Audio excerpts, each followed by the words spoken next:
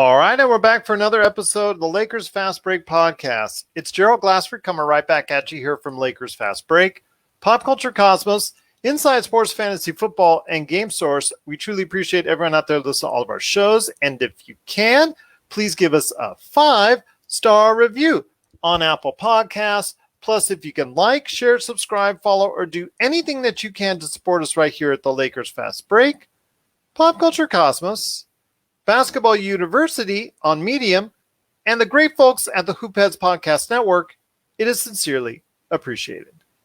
Well, NBA free agency is just about here as we talk to you right now. It's about 29 minutes away from the free agency period for the NBA, one of the greatest times of the year for the NBA season, and we're here all excited to see who the Lakers and some of the other NBA teams that are out there. We're going to try to report it all to you because we're going to cover the first hour of NBA free agency where it's the hottest action going on, the quickest, all the deals being made. We're going to go ahead left and right. Watch out, you might get hit by some of the deals that are going to be out there for some of these NBA teams. A lot has been speculated on, and I'm sure behind the scenes, even though that's naughty by these teams, I'm sure there's some agreements under the table that's already been made. And here today to talk about what's going on with NBA free agency, especially for the Lakers as far as that's concerned, are two great guests indeed. But first off, I do want to mention simultaneously for those interested in tabletop RPG gaming on the Pop Culture Cosmos page, Facebook, and Twitch. Right now, we are the #1 tabletop RPG streamer that's out there, and we have our usual Monday game. The great folks as part of the Demolition Force, they're on live right now. So if you're interested, you can flip back and forth. We'll keep you updated what's going on here. And if you're like and are interested in Dungeons & Dragons, it's available right now at Pop Culture Cosmos. But right now, it is the NBA free agency for us here at the Lakers Fast Break. A lot of things to talk about. And first up, I want to go ahead and hit him up right now. He was the first man to show up indeed, but he is one of the guys behind Basketball University. That's on medium.com/basketball-university. That is my good friend indeed. It is Spencer Young. And Spencer, you and I were on the same wavelength when it came to the acquisition of Russell Westbrook, and LakerTom and Jamie Sweet were severely misguided. Although, in the end, I'm hoping both you and I are very much wrong and proven wrong. I want to put that for the record out there. I am sincerely hoping I am proven wrong in the playoffs and that Russell Westbrook can be a key to the team's success going forward. But your thoughts now that we have Westbrook in the fold, or, by all intents and purposes, when everything clears through, that we're going to have him. What do you think the Lakers are first going to target? I mean, we're hearing rumors from all players, from DeRozan, from this player to that player. Are there certain players that you're hoping the Lakers can target here in 26 minutes? Yeah, I just like shooting, more shooting, and then really is that maybe possibly some shooting in there as well? But I mean, it's pretty obvious that we're going to get some veteran minimum shooters. I think I'd want 1 3-and-D wing that's really good at defense, because I think there's a Kevin Durant problem that's looming over our roster. Because, I mean, right now LeBron or AD has to guard him, or otherwise a chance. And we've seen what happens when we put KCP on Kawhi. That doesn't work. I mean, so we need someone who's really good at defense and hopefully can shoot. That's who I'd target, the taxpayer mid-level. So like a Nick Batum, I don't know, Otto Porter maybe. Oh yeah, Otto Porter. But another interesting name that got dropped, I wasn't expecting, that I'm kind of intrigued by, and LakerTom poo-pooed that away because he said Morris is better. It doesn't matter if they could sign both, but Zach Collins out of Portland. Guy, if he ever decides to stay healthy, can hit from the outside, shot blocking, and can play a little bit of both the 4 and the 5. Your thoughts? Only if Marc Gasol retires, I guess, because I wouldn't want a third big on the roster, I don't think. or at least not a third center, because we saw what happens when you have three centers. Someone's Yeah. be. And yeah, you mentioned it. I don't remember the last time he's like not been injured, to be honest. So he could come for cheap, and he can hit from the 3-point area. And he could also be injured again. So tell me your thoughts. I mean, we talked about shooting as far as being the ultimate thing that the Lakers have to go for. I mean, is there any other shooters out there? Otto Porter, obviously, when he's right, he can be that 40+% 3-point shooter, and he's going to be playing for a contract if whoever he signs it, because it sounds like after his departure that left, if he's leaving Chicago, that is going to be somewhat on a down note, because he had injuries and it didn't meet expectations, but he can be in that mode where he's playing for a new contract. In fact, a lot of these guys, if you pick them up, they're going to be trying to play for a larger contract. So there is motivation there. Are you hoping that they can get, outside of the veterans that are well plus 30? Because I know that's been mentioned a lot. In fact, I had a conversation that, at the dinner table the other night with a couple of Lakers fans, and all they were talking about, well, we're going to get Melo. We're going to get this guy. We're going to get this guy. And then you're talking about, I added it all up, the average age was 34 when they talked about this lineup. And I'm like, are you serious? I don't get it. You can only have so many veterans. Mix in veterans, that's great. But when you just predominantly, okay, we're going to go get all these old guys, that's really not going to get it done. Yeah, well, okay, so I mean, I agree with you, but there's like one complicating factor, which is that, if you have like 2 or 3 people looking to get paid on their next contract, you get what happened this season where Dennis Schroeder demands the start, and Montrezl Harrell will like cryptically tweet every game he doesn't get enough minutes, and situations like that. So it's a fine balance. I'm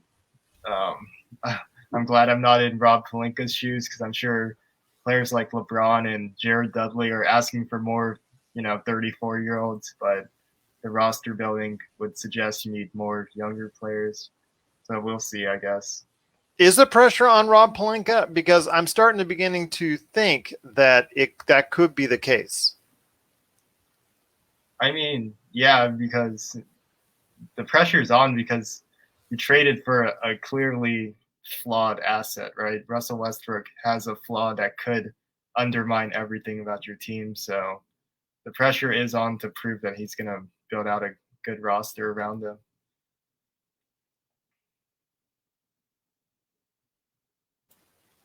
So are you there, Spencer? Yeah. Okay. So, yeah, the pressure is on, I think, for Rob Pelinka.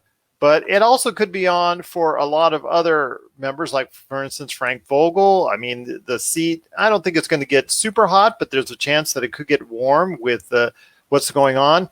And I will give LakerTom and also Jamie Sweet some props, because Las Vegas here seems to be behind you, because the Lakers have now pulled to an even and a slightly, depending on where you go, status. And, of course, it's swayed a little bit by the Lakers fans themselves, who do actually jump up the price a little bit on the betting odds. But the Lakers are now almost considered a favorite, or right there, or a slight favorite above Brooklyn right now, because of the acquisition of Westbrook.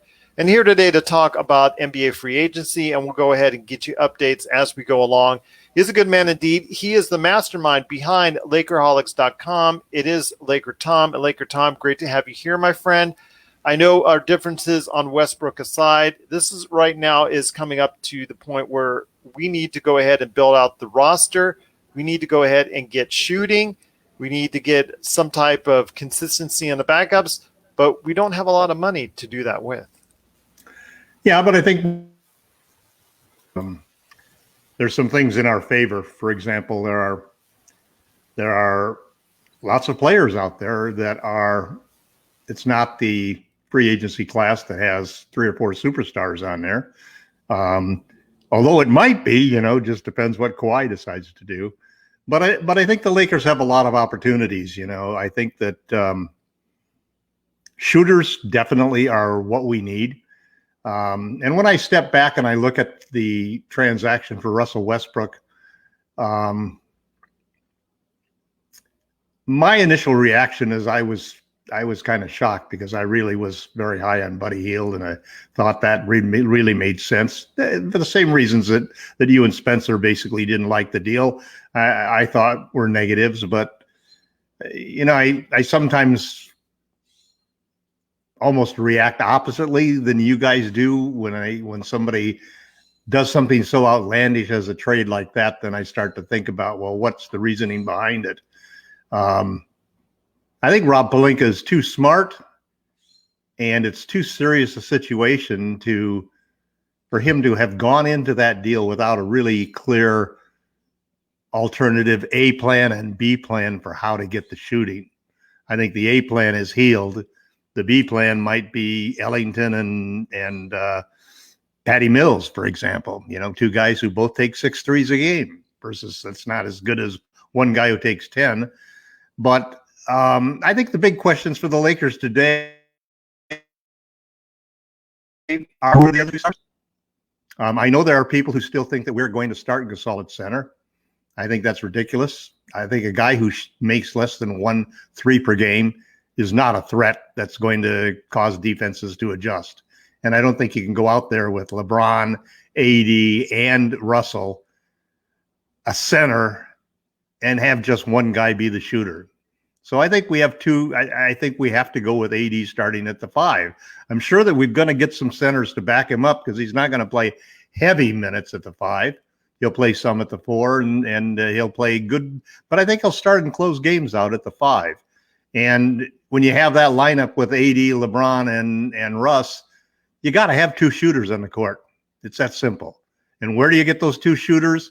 One of them's got to come from a trade, either expanding the Russell Westbrook trade or making a separate trade sign and trade involving Schroeder, or a trade involving Caruso and THT, because the problem with the Lakers have is that when you sign another $44 million guy and you got a 41 and a $35 million guy, you're in salary cap hell. And basically the Lakers, unless they're willing to pay $340,000 a year in payroll, they're going to have to choose between going after Buddy Hield and keeping THT. You mean 340 million? 340 million, excuse me. Yeah, if it was 340,000 in the payroll, I'll take that. $1,000 or million, they're the same to me at this point in time. It's a lot of zeros. Let's just say a lot of zeros. But I mean, the put things in perspective. The Warriors and the Nets are looking at $50 to $100 million in luxury taxes this year. The Lakers would be looking at $160 million in luxury taxes if they bring back Caruso, THT, the MLE, and trade for Buddy Hield. That's probably untenable, I mean, it means whoever's the last guy that you happen to put up when you submit the names to the NBA, if he's a $10 million guy, he's going to cost you 40. If he's a $5 million guy, he's going to cost you 25. It's such a regressive system that. So my big concern is, who are the Lakers going to get as those 2 starters? One of them is going to be from the MLE, and one of them is going to be from a trade of some form. And I think that in the back of everybody's mind is the Lakers have paid luxury tax once since 2013, which was last year. And they paid a paltry $5 million in luxury tax. Now, Jeannie's obviously sort of signaled that, and Rob have sort of signaled that, hey, we're going all in right now because they signed Westbrook. And you have to have shooters for Westbrook.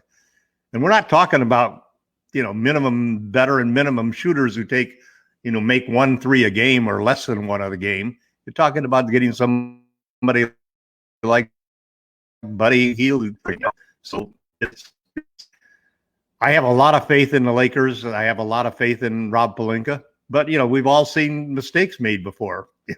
We all remember the opening day when Jim Buss and And Mitch Kupchak signed 2 guys that, that hung around the Lakers, and one of them still hanging around the Lakers, the Mozgov and Deng situation. And then you still see guys that passed up drafting, Luka Doncic, So, I mean, just because they're professionals doesn't mean they're perfect. But I have a lot of faith in them, and I don't think that Rob would have gone out there and made this deal for Westbrook. I don't think LeBron and AD would have agreed to the deal, and they seem almost to be the creators of the deal, unless they had solid options afterwards. And I'm not talking about just a prayer, Buddy Hield and a prayer. They have to have an A plan, a B plan, and a C plan. And I'm excited to see what they're going to be. Well, that's good to hear. I know that that's a concern of both you and everyone else out there that in Lakerlands that there's going to be a repeat of that year when the Lakers had a whole bunch of cash. I don't think they're going to go ahead and sign anyone crazy because they really can't. They're not allowed to unless it's going to be a sign and trade for Schroeder's contract or if Schroeder signs something or if Caruso decides to get a big offer and they want some pieces back and things of that nature that they can go ahead and negotiate. That's one thing I want to ask you, Spencer. I mean, the possibility in the past of sign and trades has been something that's not been frequent, but it's been there. It happens once or twice every now and then. But this year, a lot of people are targeting because there's, I think, only 8 teams that really have cash on hand in the NBA, that there could be more situations that will line itself up to sign and trade, which would benefit the Lakers because if there's a team that doesn't get their primary point guard, let's say, and they have to go ahead and have an option B, Dennis Schroeder will probably be an option B. And if that's the case, he might become a candidate for a sign and trade. Do you see a situation where the Lakers may or could possibly benefit from a couple sign and trades here and there, especially if Caruso and Schroeder do get enticed by other teams for a great deal of money? Yeah, I think you mentioned it, right? You need to keep an eye on the 8 teams with cap space because if those 8 spots go to I don't know, Spencer Dinwiddie, Kyle Lowry. I mean, I think he's going to Miami, but players that are better than Dennis Schroeder definitively. If those spots are all taken, then Schroeder needs a sign and trade, right? Yeah. Well, and then at worst, you're getting a giant trade exception. At best, you're going to get Buddy Hield, which, I mean, it's unlikely, but I guess you can still pray in the 12 minutes we have left. Yes. So yeah, I am. So yeah, I'd keep an eye on those 8 teams. I think I read a report that they're meeting with Caruso, and he's going to get around what the full MLE is. I know, obviously, we have bird rights, so we're not being hard capped there. I think it's fine. I wouldn't trade it until down the line, I think. And I think we're keeping THT. So it's Schroeder or bust, in my opinion. And that's one thing I want to ask you. Let's say he does get overpriced. THT does at 17 to 20 million a year. And that team really wants them, or do you think they're just going to price it just to make the Lakers swoon a little bit more on the luxury tax? If it's a situation where THT is all, they're all gung ho for THT. Let's take a team like Chicago per se that has some cap space and they love THT and they really want to go ahead and get them and they offer 17 to 20 million. For me as the Lakers, I think you got to look at it and say, you know what, is this kid worth keeping at that price? Or is he worth maybe trying to get something back in return? Okay. Well, if a team with cap space signs him, they're gonna sign him. Or let's say a team that's got maybe doesn't have as much cap space wants to sign him to that. I don't know. It's hard to say because I'm pretty sure the Lakers are protected by the Gilbert Arenas provision. So yes, over the next 2 seasons, I don't think his salary is going to be awful. So I know there's a certain amount you have to climb because he's a 2nd-round draft pick. Yeah, I would probably just keep him because his deal has to be palatable for the next 2 seasons, and then you can deal him later. I think teams will still value him. So. Okay. Just the thing is, the longer he stays there, and if he does not improve the way you think he will improve, and the way LakerTom originally and myself what he bought me into. LakerTom bought me into THT at the beginning of last season. I wasn't so sure. Now I'm back to where I was a year ago. I'm going to be honest with you with THT that he has a lot to work on, a lot to develop, and I'm not sure it's going to get done by the time he's 24, 25, 26, and in the prime of his career. I don't know. I don't think he's going to be like an all-star, but I'm pretty high that he's going to be a starter on the contender. Or a functional rotational player. Yeah. I think his biggest problem right now is that his image, like he frankly just hasn't played that much playoff, like high-level basketball. And so you'll notice a lot of times he'll like miss rotations on defense or make questionable choices. And that's why, a player like Wes Matthews, who underperformed all season, was still chosen over him in the playoffs. So that's what I'd worry about, I guess. Okay. But it is those are good points indeed. So I'm looking forward to seeing what the Lakers will do with THT. LakerTom, let's get you back on here real quick.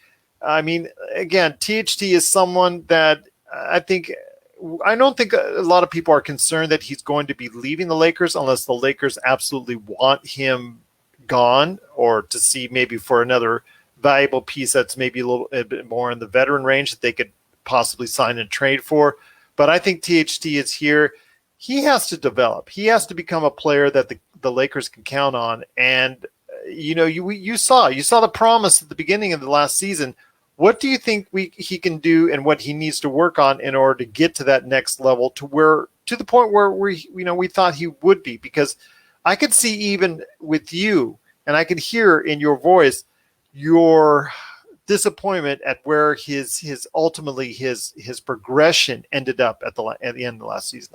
I figured him to be a little bit more of a contributor than what he ended up being. Such a leap to the point where he played in the series against the Rockets and actually surprised everybody by getting meaningful minutes and really performing well when he did those. And I think most of us thought that, when a kid that's 19 years old makes that kind of leap, you sort of expect that same geometric progression the next year, and we didn't see that. What we saw were some promising abilities, but what really held him back was the lack of threat that he has to be an outside shooter. He's got to learn to be a three-point shooter because teams are just sagging down on him, and he's running into the same problem that everybody who drives and attacks the basket does with the Lakers, which is they don't have spacing, so teams crowd the middle and so forth.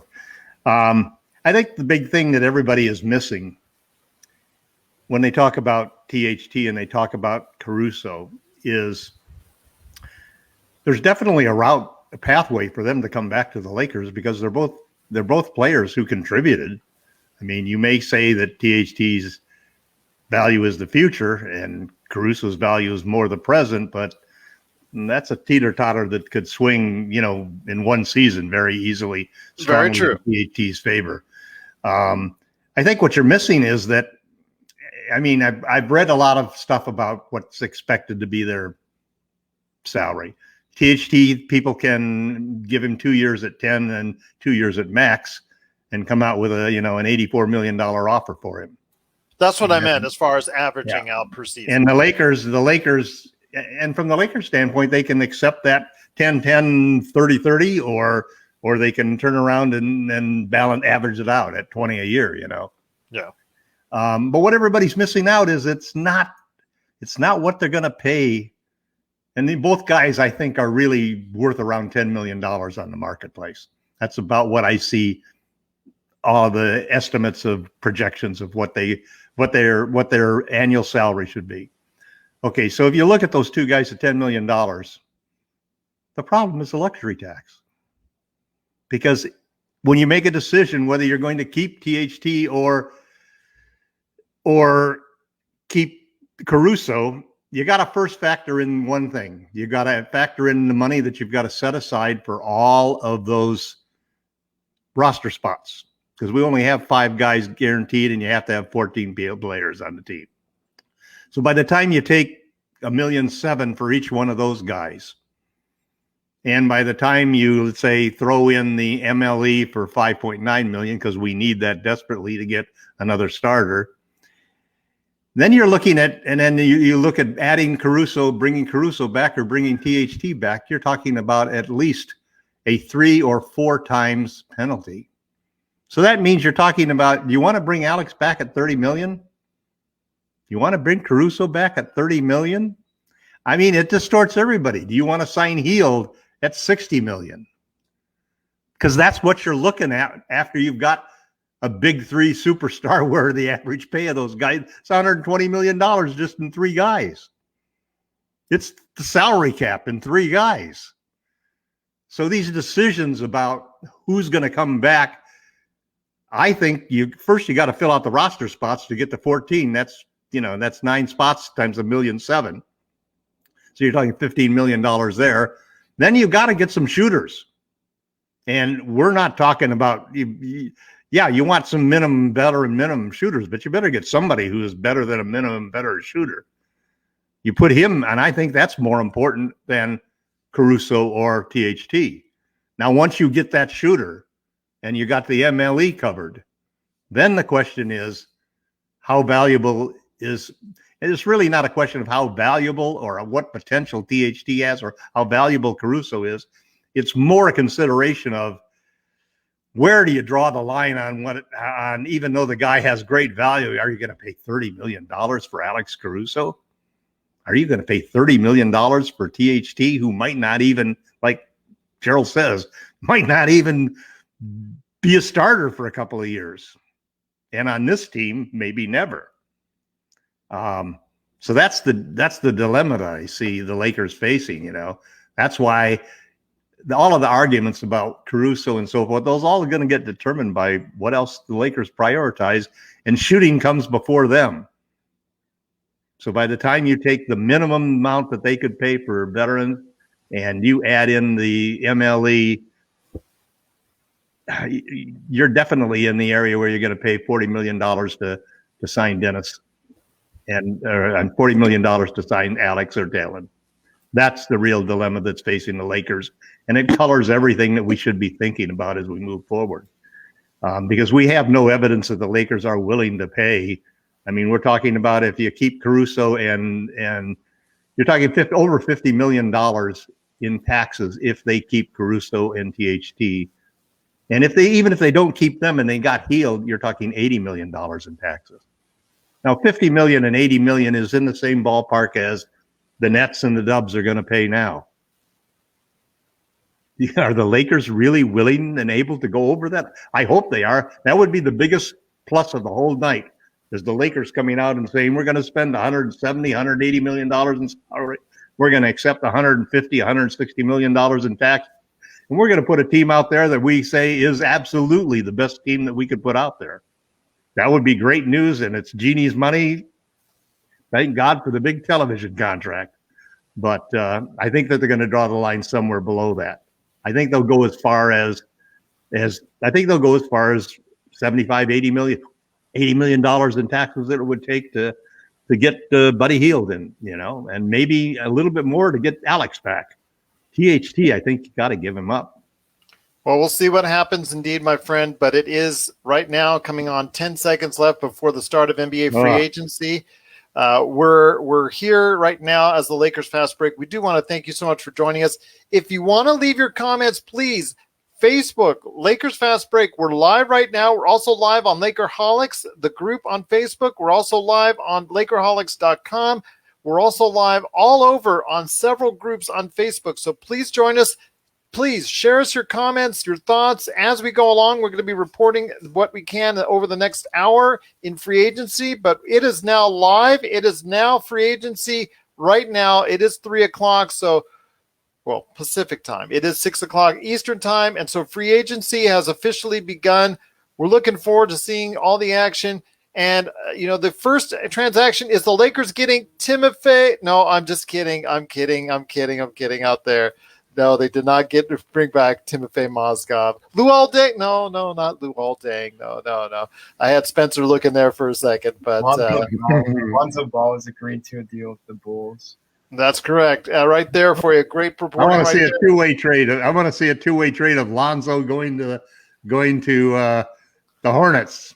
Yeah, and Devontae going to the Pelicans. I think that would be cool to see all three Ball brothers on the same team. Well, no, what not? See, the thing is, one of them is really not that good and not ready for the NBA. But he's got a contract for camp. It's like the Atentacumpos. I mean, there's one really, really good one, and then maybe two, because the young kid, not the one on the Lakers. The real young one is probably the second best. All right. Well, we have started already with, like I said, the talk already on Lonzo Ball. Lonzo Ball looking like more and more that he's going to be a member of the Chicago Bulls. So that's something very interesting there. I know they did have. That's done in 1 minute. It's already done. Lonzo. Yep. $85 million 4-year deal. That's right. Reported by Shams right there for you. I'm looking at that right now. So funny that these things are decided upon. Funny and miraculously how that's done within the span of 90 seconds. So, smart negotiators, huh? Yeah. They're no really tampering. Quick lawyers. Absolutely. Read all of that contract and stuff. Yep. No tampering there. Must be some speed readers on those contracts. But Spencer, your initial thoughts on Lonzo Ball, LakerTom, we already know he's one of the big, he's the president of the Lonzo Ball fan club, but your thoughts on Lonzo Ball heading to Chicago? Oh, I mean, I kind of expected it. It's been rumored for a while. I think it's a decent fit. I'm worried though that between Lonzo, I don't think the contract's gaudy. I think the contract is a nice fit. 85 for 85. I think that's pretty good. Yeah, but I think there's gonna be pressure to make the playoffs and actually be more competitive because they traded for Vucevic, probably gonna extend Levine. I guess Ben Simmons won't be going to the Bulls. Yeah, not anytime soon. But yeah, it's 4 years, $85 million for Lonzo Ball as he's officially the first contract signed in this free agency period. Very interesting indeed. Tom, I know you're still a big fan of Lonzo Ball. Your thoughts on him going to the Chicago Bulls? For Lonzo, I mean, he came into probably as pressure-ridden situation as any young player could come into, going into the Lakers with Magic Johnson, calling him, the next coming of Jesus. And basically he didn't, he really was a flawed player when he came in. He still is a flawed player, but I think it's pretty amazing after 2 years in LA that the 2 years he spent in New Orleans, he really fixed his jump shot. And I just want to mention now that this is like we talked about just before free agency started with Spencer and I talking about it. This is a sign and trade agreement. So you see these teams helping each other out. Yeah. And basically, I've been telling everybody all year long that sign and trade is not a terrible thing because you get the $9.5 million full MLE, which, for example, Chicago had the space though. That's the thing. Remember, Spencer and I were talking about this, when I use Chicago as an example, they had the space. Yet they still did a sign and trade. Very interesting. Well, it benefits them, I mean, it just makes sense. They still have the space because they're sending back salary to match it. And now they can add another player to the team and so forth. Tim Hardaway Jr. just signed a 4-year, $72 million deal with Dallas. So that's a good re-sign by them. I was hoping that the Lakers somehow could maneuver a trade because I think he's a great shooter, but he obviously I always hate expensive. to see a big shooter like that go off of the board at this point in time. Very quickly. Yeah, exactly. But Dallas was very wise in retaining his services. We're seeing that right now. I mean, it's as a coming across the wire. It's very interesting, but Lonzo Ball, I think, again, can be a good asset for you, a good rotational player, and actually someone who can be a very good starter for a long time in his current. If his current continuation of progression holds, I mean, that's the thing. He's got to continue to be on that upward climb as far as his shooting and playmaking is concerned. He still has flaws, as you pointed out, Gerald, that he's got to fix. But he's a low usage player who can play off of the ball and yet has great ball handling skills. So he's very versatile defensively because he can guard 1, 2, and 3.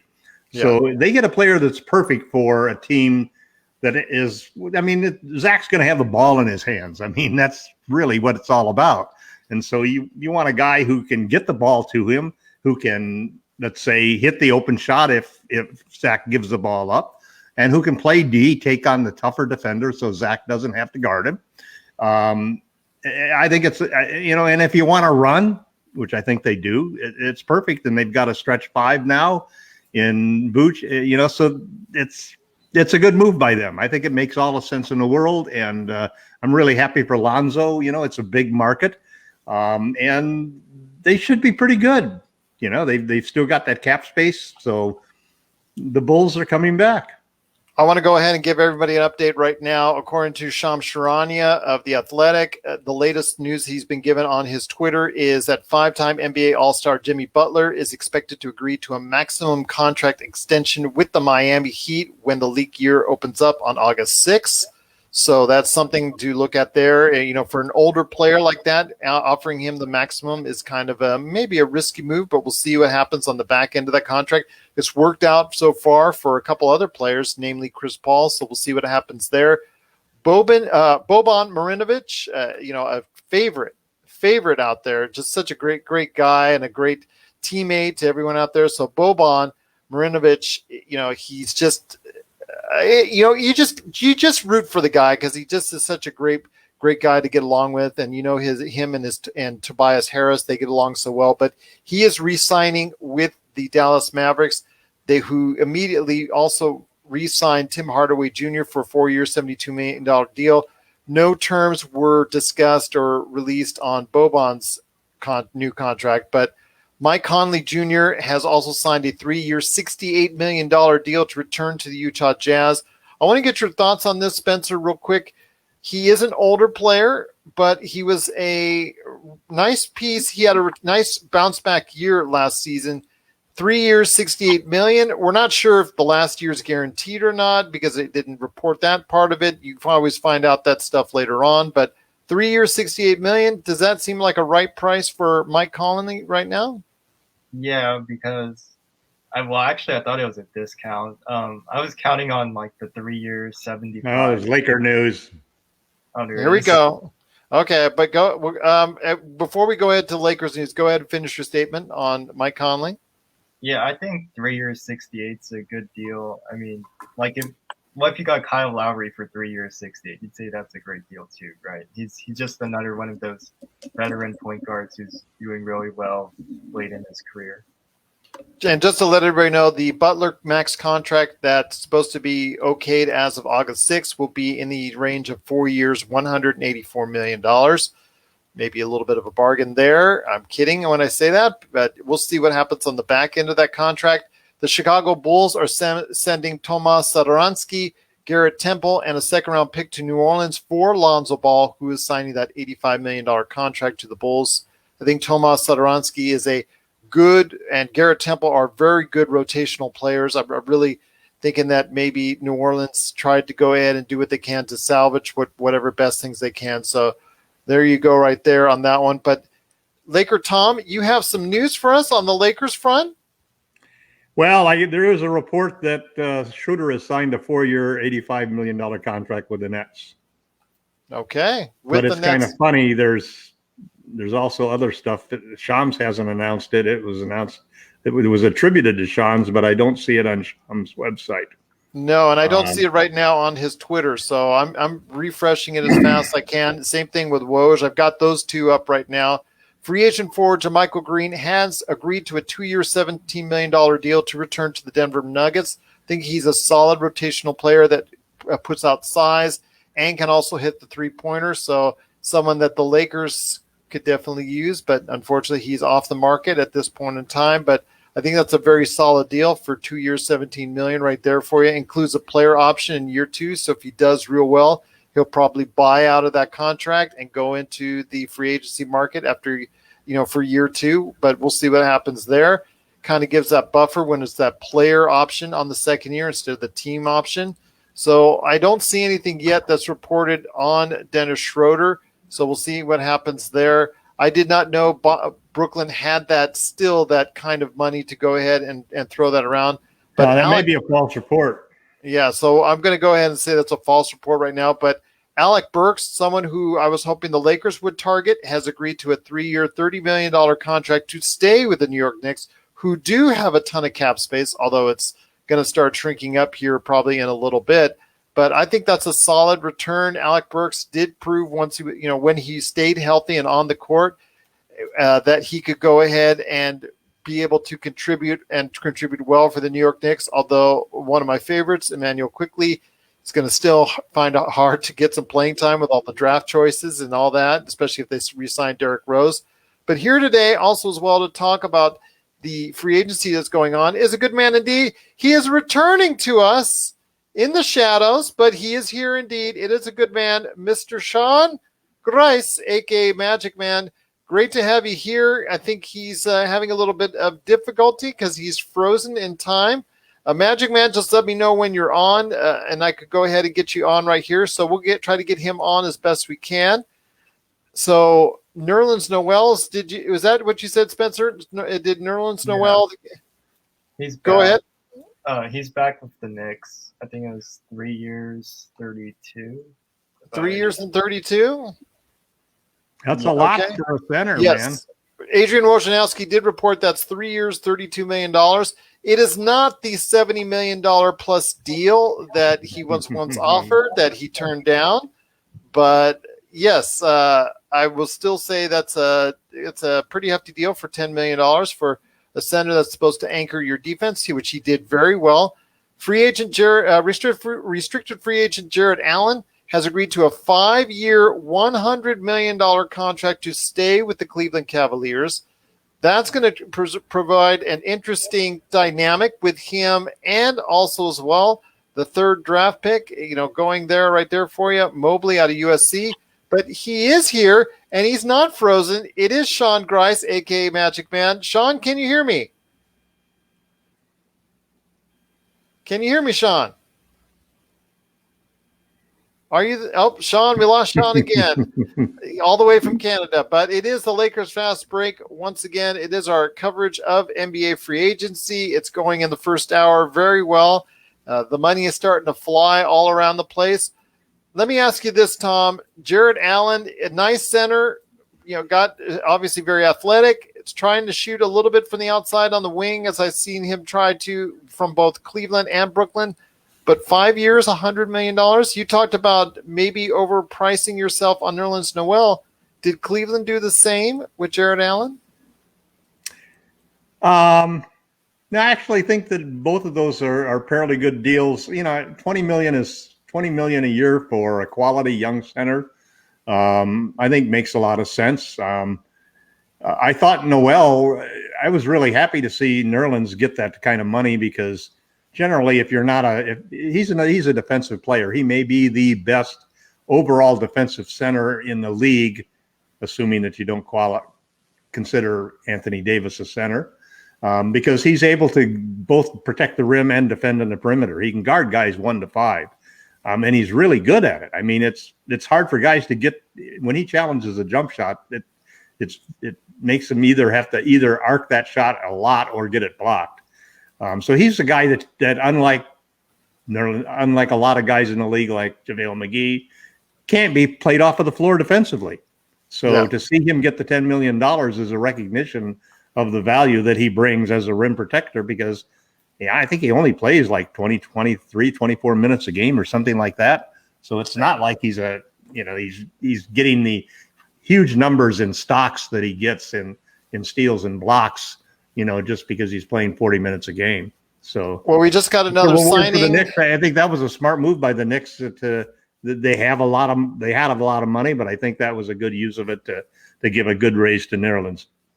We've got another signing out there, someone who I was also intrigued by, and that is Kelly Olynyk. He was signed to the Detroit Pistons. Detroit is where he's going. He's still looking for the cash and maybe not for the titles because he's 3 years, $37 million. I think that's a solid deal for someone who can fill it up from the outside, doesn't play great defense for you, but with Cade Cunningham and a ton of young talent there, there still need, I think, a lot of athleticism on that team. Still, they need to infuse it with, but still, I think that's a decent signing and possibly someone that they could go ahead and utilize as an asset down the road. But he's back once again. We're going to give it another shot. Magic Man, are you there? Do you read me? Magic Man, are you there? Do you read me? Yes, I can. I'm not calling you. You're fading in and out, my friend. I'm just glad to have you here in some form or capacity. It just doesn't seem like the network out there in Canada is working. I think you need to sue Canada right now, but I'm just kidding when I say that, Canada. We love you. I know the U.S. women's soccer team is not in love with Canada right now because, they just didn't quite get it done today. But you know what? For our Canadian friends and Canadian listeners and viewers, we do love you and we do have much love. But Magic Man, are you still there? He is actually still frozen in time, having some connection issues, so we do apologize for that. But it is the Lakers Fast Break. It's our NBA free agency episode. I'm hoping that we can get Sean Grice to share his thoughts on free agency so far. LakerTom, actually, Spencer, I'm going to bring it to you right now. Spencer, are you surprised that there's no activity yet for the Lakers? We're 17 minutes in. Well, they were quick. They were quick 1 year. Remember that they had the year that Timothy Mozgov, he was actually the first signing the year he was signed. So that was announced right at 12:01, if I remember correctly. But yes, right now, again, Kelly Olynyk is the latest to sign, according to Adrian Wojnarowski. I don't know what Shams is doing because his Twitter account is only showing the Ben Simmons signed. Ben Simmons is traded. Ben Simmons has been traded. Okay, Minnesota. All right. So the Ben Simmons experiment with Joel D'Angelo Russell, Malik Beasley, and Jaden McDaniels. That's a good trade. Well, we'll see what happens there. It has to be some picks involved, I'm sure, as well. Along with that, the off-traveled now, D'Angelo Russell.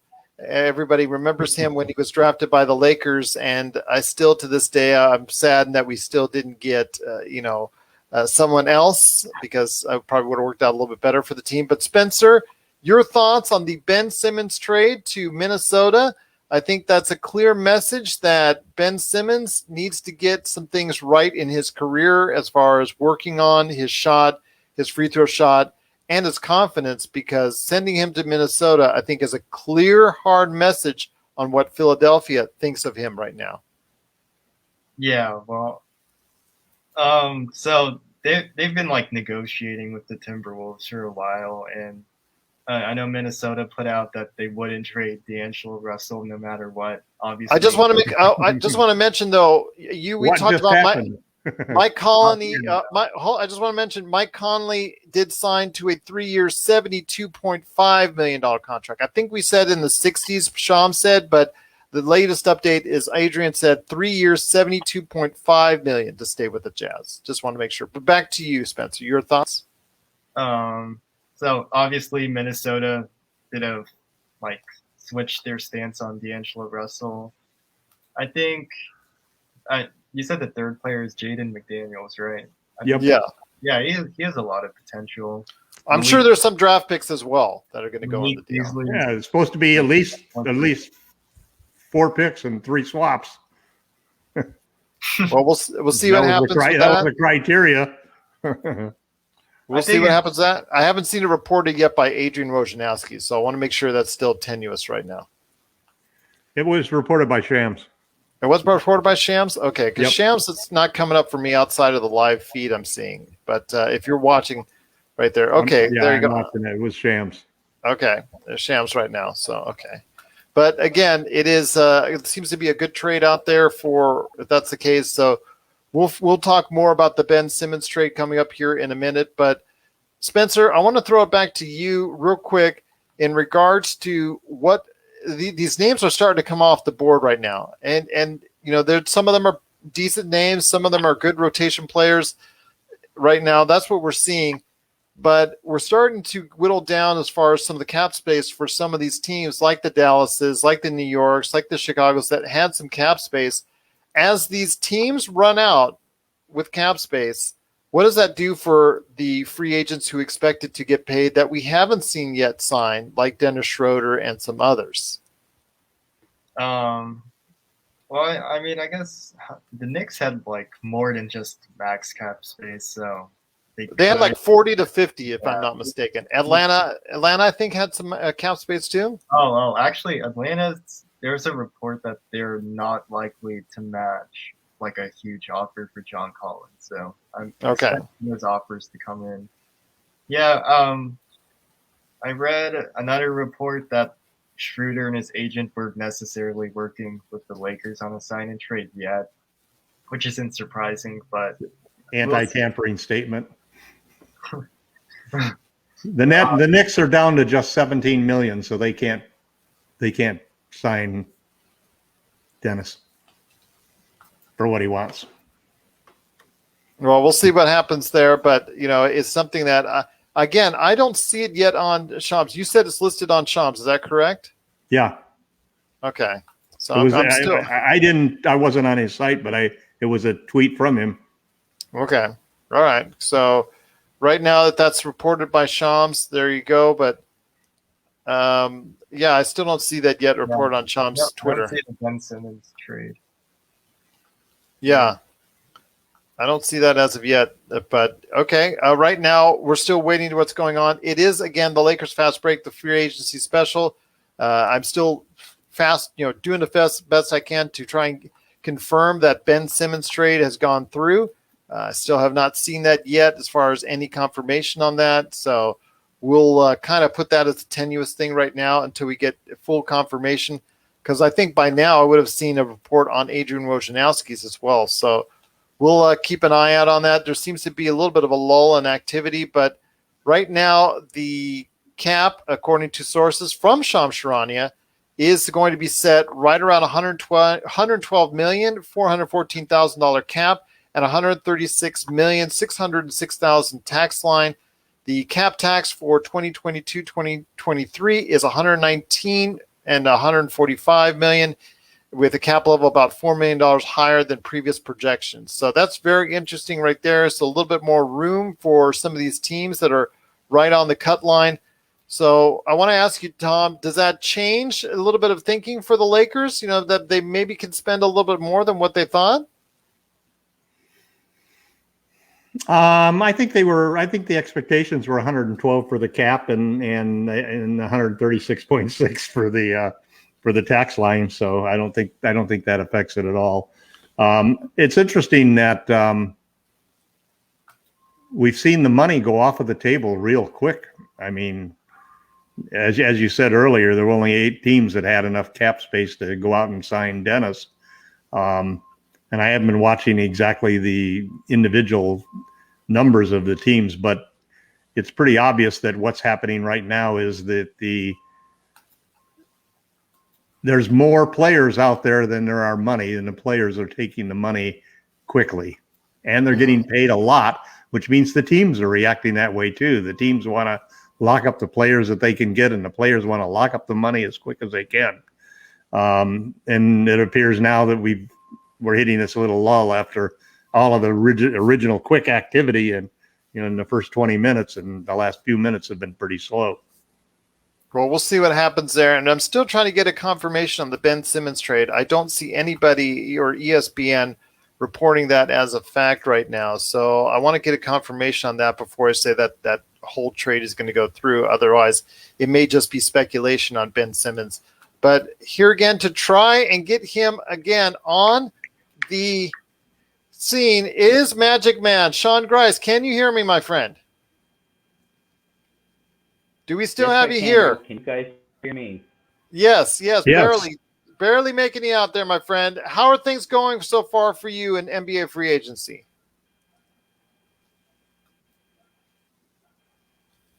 Well, actually, I pretty much shut off devices except for this one, Gerald. Okay, still got issues with Magic Man. I do apologize for that. Magic Man, please be able to interrupt, and he can't do. Well, Jamie Sweet is sending in his comments. He's can't do video or audio, but we're all rocking at this point in time. Magic Man, hopefully I can get you on as soon as we can. Magic Man, I've still got you twice now on here, so I'm going to have to kick out one of you guys right there. Magic Man, can you hear me now? You're a little bit more smooth. All right, that's good to hear you now. But what are your thoughts so far on NBA free agency, real quick, while we got you?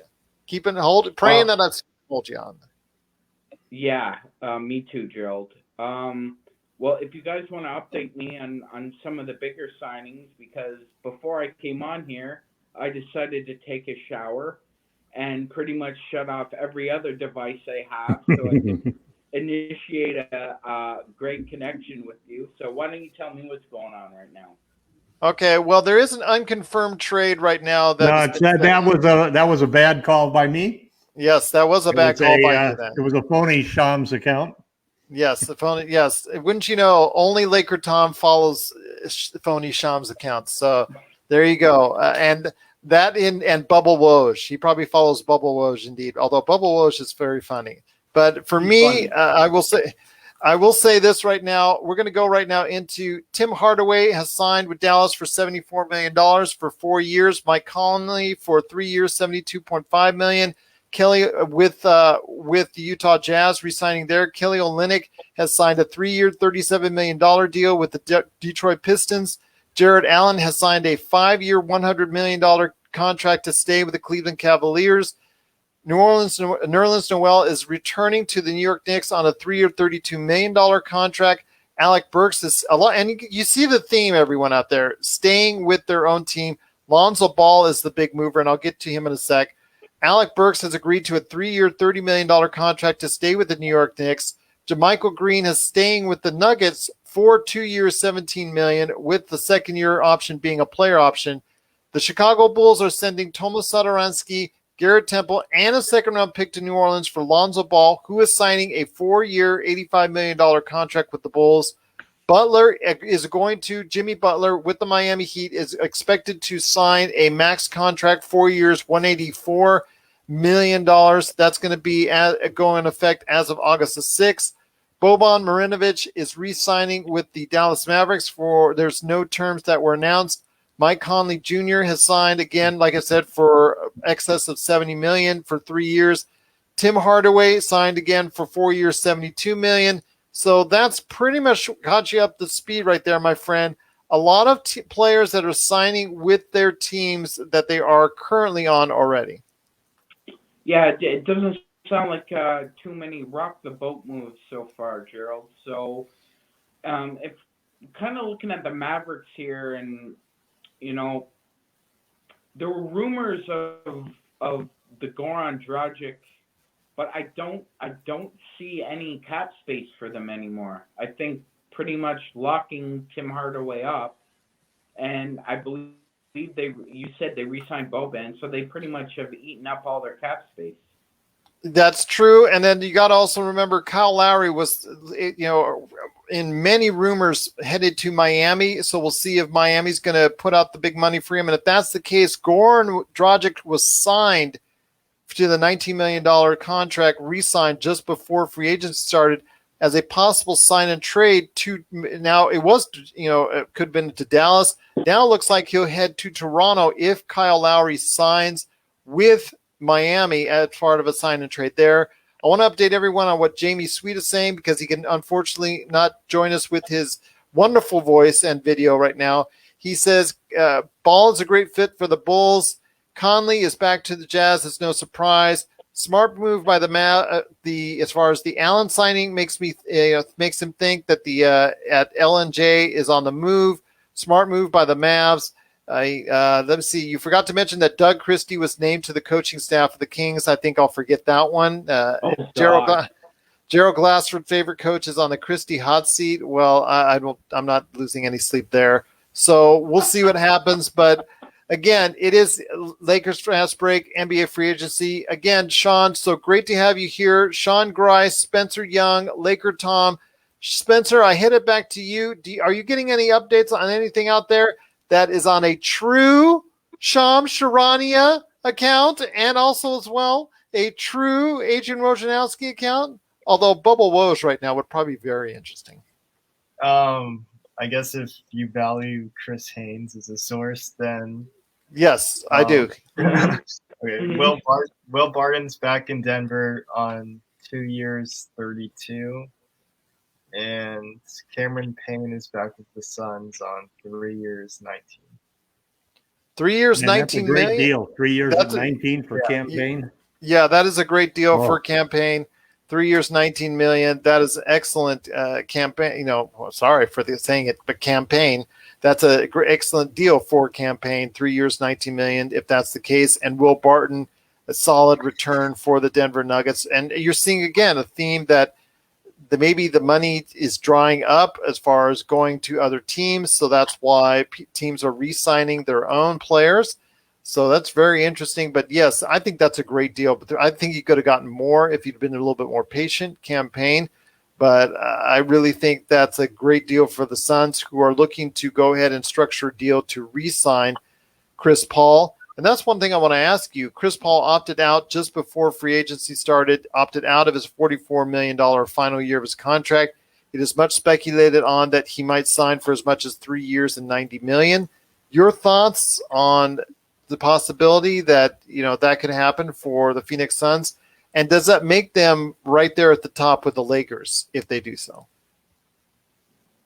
Okay, well, whoever pays Chris Paul has to pay him what he wants, because he won't take a discount ever. Like that's part of his job, is to make sure he don't take discounts, right? Yes. What are discounts? Never heard of those things. I mean, they'll obviously be at the top of the West, but LA does have a size advantage that we saw could give DeAndre Ayton problems in the Milwaukee series. So I don't think they'd be better than the Lakers per se if they just re-signed their guys. But I mean, they'll be tough to beat. Yeah. Again, Jamie Sweet is saying, Spencer, you're spot on with your thoughts and in regards to Jimmy Butler, going that route as far as that's concerned, and Baby going ahead and signing for an extension for the max. So we'll see what happens there. But Jimmy Butler, again, is going to be signing a deal as of August 6th for 4 years, $184 million. And Magicman, I want to ask you this. When it concerns that Miami Heat, they even talked about getting Lowry. They talked about they've still got Duncan Robinson, who may re-sign with them. They talked about what they're going to do with Tyler Hero. They waived Andre Iguodala, who is heavily rumored to go to the Lakers, which I'm not sure is the wisest thing to do.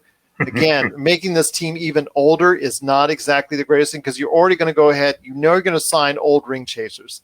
How old is up to you. That again, because there still looks like right now with all this money drying up, that there's going to be a lot of players, effective players out there on the board that you could be very patient in getting. But your thoughts on Butler getting another 4 years at his age? Because I think he's 32. Mm-hmm. He's 32. I think the last year of that contract, they'll probably regret those direct deposits. I think for his extension, until he's about 34 or 35, he keeps his body in really great shape. I think he can still be a 25-point game scorer for the next at least 3 years, from my perspective. He's got a lot of cushioning in Miami. I mean, Bam's taken a more pretty much that offense flows through him. I mean, it's going to be different when they get Kyle Lowry, obviously, and it'll probably be a 1-4 Lowry and Bam creating a lot of pick and rolls. But I could see Jimmy, extending his career if you did get a Kyle Lowry. So I actually think that's a good move that Riles is making. I've heard Prince is going the other way to the Raptors. So that's interesting from Toronto's perspective, if they can net some assets here. I'm still not sure what to make of them, and neither does the city of Toronto right now with what's gone on from the draft and this point. So I think Miami's just fine. They're going to, do it the Miami way. Bring back Jimmy, bring in Kyle. You have a mixture of young guys. I'm not sure what they're planning on doing with Kendrick Nunn.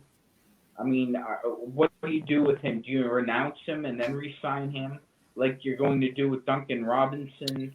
Well, if Kendrick Nunn gets out on the open market, I mean, there could be a little bit of a bidding war because he can score. One thing he can do is score.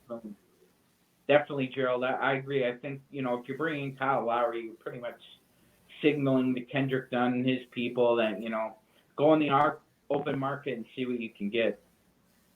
Well, I'll tell you what, there's still more interesting signings we've just heard. And I want to bring Spencer on, this with that, and then I'll bring you back on, LakerTom.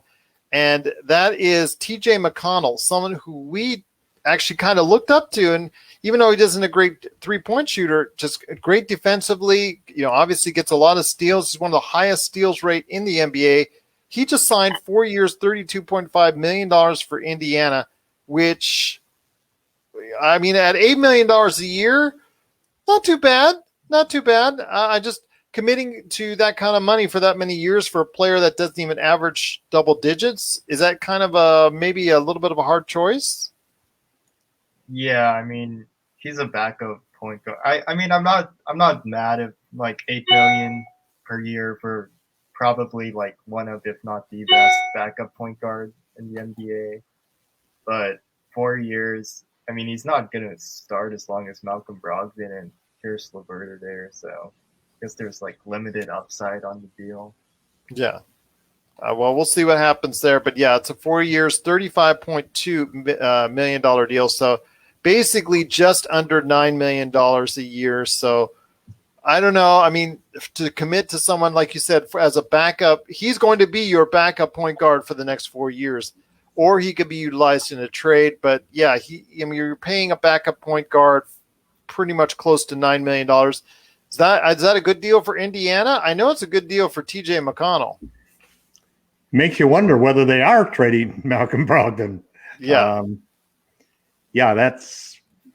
I wouldn't pay $9 million for a backup point guard who won't shoot, We'll have to see. A couple of things that are happening, though, that are good is that, first off, there's been no big offer for THT. And that's the kind of offer, those types of offers for restricted free agents are generally dropped right at the beginning of the situation in order to just force teams to, have to make decisions before the market's even determined.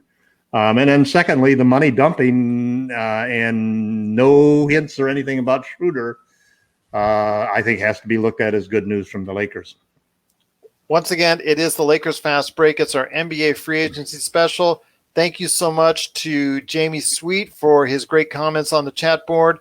He said with TJ McConnell signing, he said that's the market baseline for Alex Caruso, and I have a tendency to agree that if TJ McConnell can get that kind of money, I think Alex Caruso could probably sign for around that amount as well. I think that's very good. And I also want to give a shout out to all the people who have liked us on Facebook and who's watched us on Facebook or on Lakerholics.com. We've got a feed going there, and also our Lakerholics group on Facebook as well. Jamie Sweet, Najir Tomanga, and Joshua Williams, thank you so much for the big shout out on Facebook. We truly appreciate it. Once again, it is the Lakers Fast Break NBA free agency special. Truly glad to have everyone here. Latest updates, like I said right now, 3-year deal and a sign and trade is announced for Kyle Lowry. That again, Miami Heat is going to get Kyle Lowry, something we expected, something that's been heavily rumored, and it is now looking like it has gone to fruition. Kyle Lowry himself has tweeted out that he is going to the Miami Heat. Shams Charania and Adrian Wojnarowski are battling it out on the news that Kyle Lowry could go ahead and be a part of that. It's so funny to see all these different wars that Shams and Adrian Wojnarowski have during the draft and free agency. Well, but go ahead, Sean. Your thoughts on Kyle Lowry going to the Heat? It's in a sign and trade, but we don't know the parameters of the sign and trade as of yet. No, we don't know. I'm sure Shams will leak out what's coming, and then we'll add something else and then we'll get something else from Shams. And then Tom will read off of Sham's phony account, and we'll go from there. And for the record, just Shams is in the pole position right now. I mean, as far as who to go to for the right information. I know Woj likes to play catch up now, but Woj did get the Mike Conley deal right on the numbers. Shams got the number wrong. Just wanted to get it clarifying that. I don't want to defend Woj 100% because Shams does a sensational job his own right, but when Woj makes a mistake, we call it out here. When Shams makes a mistake, we call it out here as well. And then when Tom makes a mistake on reading a wrong account for Shams, we note that as well. So it looks like Miami really needs to shore up their wings. I mean, if you wanna get deep into the East now, you're going to eventually in the second round. You're going to play one of the Bucks, the Nets, or the Sixers. You're going to definitely play one of those teams. So they need to shore up their wings. I've heard Jeff Green is a name linked to them, and I heard he lives in Miami. I wasn't aware of that, but that might be a good fit for them. Rudy Gay's name has also been linked to Miami as well. That wouldn't shock me either. So to me, they need at least another wing, and they probably need a tweener or two, like a 3 and a 4, like somebody like a Rudy Gay or Jeff Green. Other than that, their guard play is pretty solid. They've got some nice balance in the front court. So I see them as a top 4 team right now. Well, there you go for Eastern Conference. I do want to make sure and let everybody know the latest updates as Spencer, I'm going to bring you on here right now. That is Duncan Robinson going for 5 years and $90 million to, guess what, stay with the Miami Heat. That, I think, is a going rate for shooters. There is a early termination option after the 4th year, but if he doesn't shoot as well in the 4th year, then he's probably going to keep on that contract. But your thoughts on 5 years, $90 million? We saw this last year with Joe Harris and Davis Bertans that you pay a premium for shooting. Yeah, and it's a premium that I wouldn't necessarily want to pay. Like, I mean, I want to give a big thank you to Noel Narvaza, who also reported that Duncan Robinson signing as well to us. Go ahead, my friend. So the thing about like shooters where you're like a specialist and that's your one value add is that in the playoffs when things slow down and teams' game plans are like so focused on you, it's tough. Like in the finals, Duncan Robinson didn't play that great outside of like game 5. And everyone knows about Joe Harris, right? He got hit with like the Shanghai Sharks memes this year after the playoffs. So it's tough when you pay like $18 million for a shooter. I expected him to be back with Miami, but part of that is that Miami's like the only team that would build part of their half-court offense solely around Duncan Robinson handoffs and down screens because Jimmy and Bam aren't going to shoot threes. So I expect him to be back. $90 million. I think Woj said it's like the most ever for an undrafted player. So congrats to him. And yeah, wow.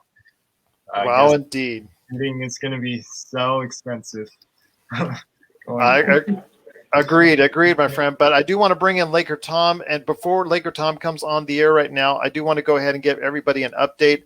There is a free agent, Doug McDermott. He has signed a 3-year, $42 million deal as per Shams Charania with the San Antonio Spurs. So Doug McDermott, again, another shooter out there getting some nice chunk of change. Free agent Torrey Craig, who played a key role for the Suns coming off the bench. I know he was brought on late into the season and really did a nice job playing on both sides of the ball for the team as a guy coming off a key integral part of the bench. He's agreed to a 2-year, $10 million deal with the Indiana Pacers. So the Indiana Pacers looks like they're trying to shore up some things with new coach Rick Carlisle. Your thoughts on these outpouring of cash? Shooting is at a premium, my friend, and that's apparently the case. Yeah, if you've got a son, you better teach him how to be a point guard or shooting guard and teach him how to shoot the 3. It seems like $15 million is sort of like the average now for a shooter. If you're really good, you can get up to 20 or 22 like Buddy, or if you're a little shaky or new, you can hold up at least over there are a lot of teams there were a lot of players signing for 12 million, 11 million a year. And that's sort of like a magic number because it's just slightly better than the full mid-level exception that some teams can use. So it's sort of like the final thing to beat out a bunch of teams that don't have cap space. If you got cap space, at least pay that much. But like they say, man, you can never have enough shooters. And it's a lesson I hope the Lakers have learned. And I hate to see shooters go off the board, but as long as they're expensive shooters that we couldn't have afforded, I guess it's okay. As long as they're free agents, I think it's That's fine. true. But we are breaking in right now. We do have a final answer on Chris Paul, and it is of no surprise that Chris Paul has agreed to stay on a new 4-year deal that could be worth as much as $120 million. So it's not just the 3-year deal. Spencer called it as the president of the players unit. It looks like it could be as much as $120 million. So essentially the $30 million a year that was talked about with the 3-year 90. Now it looks like this will pay him through his 40 years of age season at a paltry $30 million a year. So that's 4 years, $120 million, or at least up to $120 million. We'll see what the final tally is. That is reported on by Adrian Wojnarowski. It looks like he got the jump on Sharani on this one. So we'll have to wait and see what is playing out here. Again, it is right now the Lakers Fast Break, the NBA free agency special. We're having a great time. Jamie Sweet and also Noel Navarza doing a great job on the chat board. I cannot thank you enough, guys, for both being a great part of it. Lakers are trying to get Danny Green once again. Spencer Young is reporting. That's I don't know about that one. That didn't go well the first time around, so I'm not sure that's going to be the second time around. Now that he's he's going to be a year older than when he left us in the bubble. So he looked a little bit old and slow then, and everybody remembers the unfortunate way we treated him on his way out then. I'm not sure if it's going to be a great fit, but if that's the case, the Lakers think that they were going to go ahead and get him. That's something where they're going to put him at starting guard, which is, again, this team is getting older and older, and I understand the options, Magic Man, are limited, but you can only get so much older, man, because it really, it's just, you have to be wary about who you get and who you pick up. Danny Green, God bless him, he deserved a lot better treatment from Lakers fans, but if he does return to the Lakers, that's something I'm not sure I'm thinking that's the greatest thing in the world. But if that's the case, guess who's going to be your starting shooting guard? Danny Green. Yep, right there for you. So that's going to be very interesting. But your thoughts on Danny Green possibly coming to the Lakers?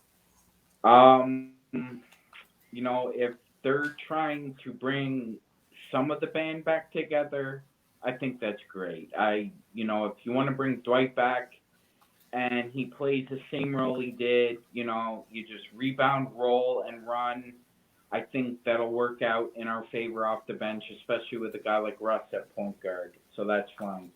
I'm with you, Gerald. I don't think we should be looking to get that much older in the backcourt. Our team name should not be transferred from the Lakers to over 30. That should not be our new team nickname. Yeah, no, this is part of the problem that, people want to throw THC into sign-in trades and outscrew. Well, the Lakers, if they do that, they aren't getting any younger. They're just getting more older. We saw with the championship team, the last 5 have had a combination of youth and experience. And ultimately, usually when a team wins a championship, sure, there are a couple grizzled vets, or you have a guy who's trying to redeem himself.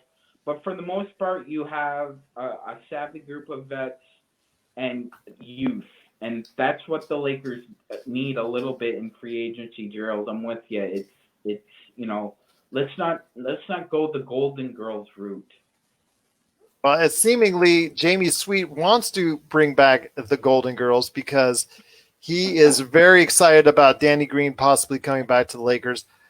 Again, Tom, it comes to the situation where I don't know. I mean, I understand there's going to be a lot of old ring chasers. I understand that there's going to be, some measure of you got to play for us for cheap. But right now, as this money starts to dwindle with these other teams, there's going to be some quality players out there that are looking for homes, and the Lakers should just be sharp and remain vigilant in that effort. They might be able to get some good deals for some players that are not age 34 and above. You had a good conversation originally when you were asking Spencer about how you build a roster and something, and I have a little different opinion of that sort of chimes in with yours. And I also think it's something to do with the roster construction. I think there were two things that we did wrong last year. One is that we really did not take advantage of the two-way players because our two-way players didn't contribute anything. And as a result, both of our two-way players are no longer two-way players for the Lakers. And the second thing I think we did is that, and this is a problem that I see in all of the rosters that I see people trying to create right now out on the web. You got 15 players, not counting the two-way players. So you got 5 guys that are by far the most important players on the team. Those are the 5 starters. LeBron, AD, Russ, and 2 guys that are not on the team right now. Okay? Then you've got what I call the next 5, which are the backups. If a guy gets out of foul trouble or a guy needs a rest, forgetting cross moves like AD moving to the 4 and 5, your next 5 guys are the guys who are probably going to be in the rotation. Okay, you're going to have 5, 6, and 6, 7, and 8, and maybe 9 guys that are going to be heavy rotation players. 6, 7, and 8, and 9 and 10 maybe will get a few minutes. Then you got 5 other guys, the 11 through 15 guys. I think there was a great tweet by Eric Pincus, the Lakers beat writer for Bleacher Report, where he said one of the things that you do with the 15th player is you bring in a guy like Dudley who can do things as a member of the roster that he couldn't as an assistant coach. And he's very important for the chemistry and culture that you're developing for the team. But the other 4 guys, 11 through 14, basically should be young guys, and I think there's a good chance when we get along that we're not going to be filling those 11 through 15 spots with Carmelo Anthony's and with Andre Iguodala's. I mean, you can play that game where you assign 10 guys that are on their last legs and hope that they'll sort themselves out. But I thought that one of the problems of the team's chemistry this year was we had too much of that type of competition. There was too much competition for the shooting guard spot and minutes, and there were too much competition for the center spot and minutes. And I think that the players that we brought in weren't exactly chemistry players. Schroeder and Harold, I think, as Gerald mentioned, were constantly making moves and making statements that really didn't fit, with the chemistry that we'd had 2 years ago. So, we need 2 starters. Those have got to be good shooters. And then we need 2 guys off of the bench that can shoot lights out, guys like Wayne Ellington, And then you need somebody, you need a brutal, rugged defender like Dwight to be able to, when you run into guys that you want to bang on. And obviously one of the messages that the Lakers want to send to the other teams in this season is that we're going to be physical. And then we need a wing defender, as Spencer said. It's really critically important. I don't want to see, he's going to be gone. He's gone already. But I mean, remembering KCP trying to guard Kawhi and bigger wings is so frustrating. It's just ridiculous, So we need somebody of that. So you can't spend all of your money on shooters. What you've got to do is find the right shooters. Those aren't guys, frankly, like KCP or THT, who don't even make 1 3 per game. You need guys who make 3 or 4 threes per game, and you need 2 or 3 of those guys on the roster to be successful. And then you need some defense, some rebounding, some playmaking, backup point guard, a lot of other needs. So it's going to be interesting to see what happens as we go. And I think things are going pretty well for the Lakers so far. We haven't had THT getting a poison contract, or we're going to have to waste money on that. And we're seeing a lot of the money being eaten up. No Timofey Mozgov signings. So that's a good thing for me. Good thing for out there. Magicman, chime in here, my friend. What you got going on right now for NBA free agency? Yeah, Gerald, I just wanted to say Dave McMenamin was just on ESPN Los Angeles, and he had mentioned that the word he's getting is that the Los Angeles Lakers will match any offer sheet that's given to Taylor Horton Tucker. Well, I think it's in their best interest. I think right now it's in their best interest to go ahead and do so. Even if the Lakers ultimately sign and trade him, I think it's in their best interest to try and keep that asset there, especially because he's a young asset and on a team that is rumored probably by the end of tomorrow to be extremely older, because a lot of these older players are going to be desperate and want to sign with the Lakers. I mean, that's going to be something that has to be of great concern, that you have you either keep him on the roster to have that area of youth, or you get some type of sign and trade back that will bring young players to Los Angeles. Absolutely. That's the key. I'm with you. I think you match any offer. You can trade them down the road if you want to, but I mean, if you let that asset walk for nothing, it's it looks as though we're going to lose Alex Caruso, like just from the tea leaves, just from what I'm seeing, backup guards getting, and these specialists. It's great. Doug McDermott got $14 million.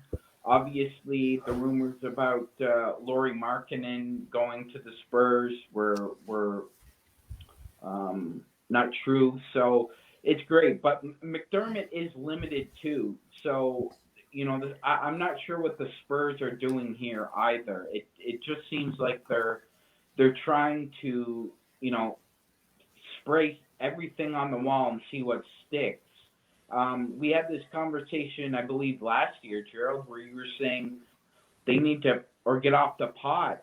Either you go with the youth movement, or you just decide to bring in all these old, grizzled vets and wait until Popovich retires. I mean, I also like to add a footnote about the Chicago Bulls. Lonzo's pickup is great.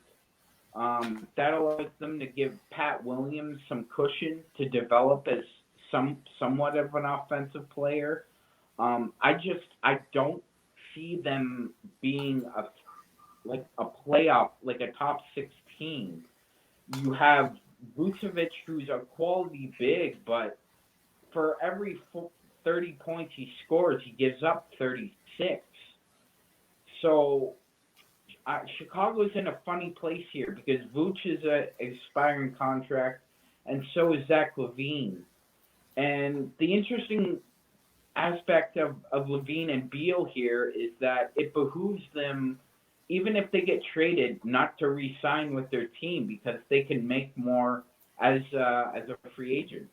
Well, I'll tell you what, it's going to be interesting to see how this is playing out. In fact, right now we are in the middle of a lull right here in NBA free agency. I think we're going to go just a half hour more, guys, just letting you know, and let everybody out there on video out there, we're just going to go a half hour more, so we'll make it a nice 2-hour show for you right here at the Lakers Fast Break. But again, we truly appreciate everyone out there watching, listening. We will follow this up with Lakers Fast Break broadcast. I think we'll do it on the fly, whether it's late tonight or whether it's tomorrow. We'll go ahead and do one. We'll go ahead and give you an update on what's going on with the Lakers and who they are signing or who they are looking after. But we will go ahead and continue to update you throughout the week. At least that's our plan going forward, to update you on exactly everything that's going on with the Lakers. So right now it is still of a lull, but I want to go ahead and ask you real quick, as we may have another signing, because we've got another notification that's there. Again, Kyle Lowry has agreed to a 3-year deal for approximately $90 million. So that's 3 years, $30 million a year with the Miami Heat. And there's still no, indication on what the parameters are for the sign and trade to the Toronto Raptors. as far as what the Toronto Raptors are getting back in the sign and trade deal. But Spencer, I want to bring you on right now and ask, before we head on out in the last half hour, what are your early thoughts on free agency so far? Any kind of winners that stand out to you? The agents of Duncan Robinson. Yeah. Well, obviously that's the case. The players are always the winner and the agents are always the winner in this scenario. But any teams that made out for you? I don't know. So the Heat, like, obviously they're going to be tough to beat with Kyle Lowry, Jimmy Butler, Bam Adebayo. It's kind of tough to pick winners right now because I think off the top of my head, like, the biggest move of someone who went to a new team is Lonzo Ball. I don't think that's going to, like, move the needle of the NBA. But I guess I'd say the Miami Heat because they were just swept in the first round, and now I don't see any scenario where that's going to repeat. So I'm kind of concerned if you're the Indiana Pacers, because the Indiana Pacers look like a team that wants to contend and is trying to go ahead and make signings to contend. I just don't think they have enough talent. It's just that because Rick Carlisle's there, they're still in a win now mode. And I'm just not sure in a packed, now an increasingly packed Eastern Conference, that's probably the best move that they had in mind. Yeah, no, I agree with you. I think, okay, this is a Lakers podcast, so, as a consequence of the Heat, the Heat hard cap themselves, right? So yeah, there's almost no scenario where you're keeping Victor Oladipo. So, I mean, you speculated on this right now in our own private chat. So go ahead and share your thoughts out there. So I speculated that Victor Oladipo could be a buy low option for the Lakers. I Googled it, and it's reported. So it's a possibility that I'm waiting for. I'm kind of surprised we didn't sign any, like, veterans like Dwight Howard or Carmelo, because I also read that they were like a phone call away from signing. So that was interesting. Well, we know the deal with Dwight Howard last year and a phone call and him assuming that he's already signed with the Lakers. You know how that went last year, but I will see on that one. But good reporting right now from Spencer. LakerTom, I know that would do your heart good if Victor Oladipo became a Laker. You got a question, though, his quad, the whole 9 yards, his health. I mean, yeah, he's a gamble. He's a gamble without a doubt. But yeah, hey, listen, it's when you're the Lakers and you don't have any cap space, man. Everything you get has got some sort of flaw on it. It's either Westbrook's salary and the fact that he can't shoot threes, or it's Oladipo's injury history, and that whole thing. It's kind of interesting. What really sort of surprises me at this point in time was the Phoenix Suns. I mean, I know Chris Paul is president of the Players Association and therefore has to make sure that everything he's pushed through the CBA that he lives up to. But for him to get $30 million in campaign to get 6 really sort of irks me. Gerald, I have breaking news here. Go ahead, Sean. Go ahead, John.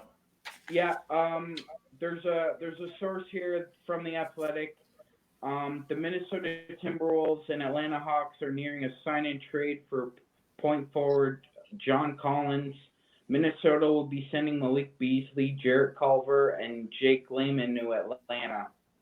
Is that from the same Shams Charania bogus account that LakerTom had Malik Beasley traded earlier? No, this is from Dane Moore. He's a verified reporter for The Athletic for the Timberwolves. So again, power forward John Collins and Cam Reddish are headed to the Minnesota Timberwolves for Malik Beasley, Jarrett Culver, and Jake Layman. So, I mean, this is Atlanta. Like, this is a really weird trade for both teams. Yeah. So I'm not sure what to make of that. If I had to guess, I would say Minnesota's got something up their sleeve to acquire John Collins. But we'll just see, because it looks like that's just a weird trade to me. for both. That's a teams. weird trade to me as well, especially Cam Reddish after he finally got back to the court and started playing pretty good basketball, right there at the very, very last end, showing you some signs. But I know who Atlanta drafted as far as Jalen Johnson, and then, they've got themselves Sharif Cooper, backup point guard for Trae Young. Then you got Jalen Johnson, who's in a situation where he could be a breakout star if everything goes right with him. But yeah, if that's the case and that does get confirmed on that's going to be a very interesting deal. Free agent Sterling Brown has agreed to a deal with the Dallas Mavericks. Gerald, hold on. Yes, go ahead. Shams Charania. Okay. No, and I'm not going to kid Tom anymore because that's yeah. False alarm. Yes. See, Tom, I think, what did you start there with them now? Because now he's probably doing the same thing. I'm kidding, of course. But LakerTom, I want to hear your thoughts if that's the case. I mean, losing John Collins after he did so well in the playoffs, I mean, he was the number 2 guy to Trae Young in Atlanta. That seems like a very curious trade if that goes through. Was he a restricted free agent too? Yes, he was. Yes. Yeah, I was kind of surprised by that. They must have something else in mind. Again, it's not confirmed yet. It's not a subject that's new to them. They've been looking at it for years and have never given him that extension. So. Okay, because I'm still looking for it on Shams Charania side. I've still not seen it reported by Shams Charania as yet or Adrian Wojnarowski. So I'm still saying, So we'll see what happens there, if that's going to be a confirmed case or there's just talking and it's rumors right now. But we'll wait and see. But we still got 20 minutes left here on the Lakers Fast Break. Again, no action for the Lakers as of yet, but we truly appreciate everybody watching and listening.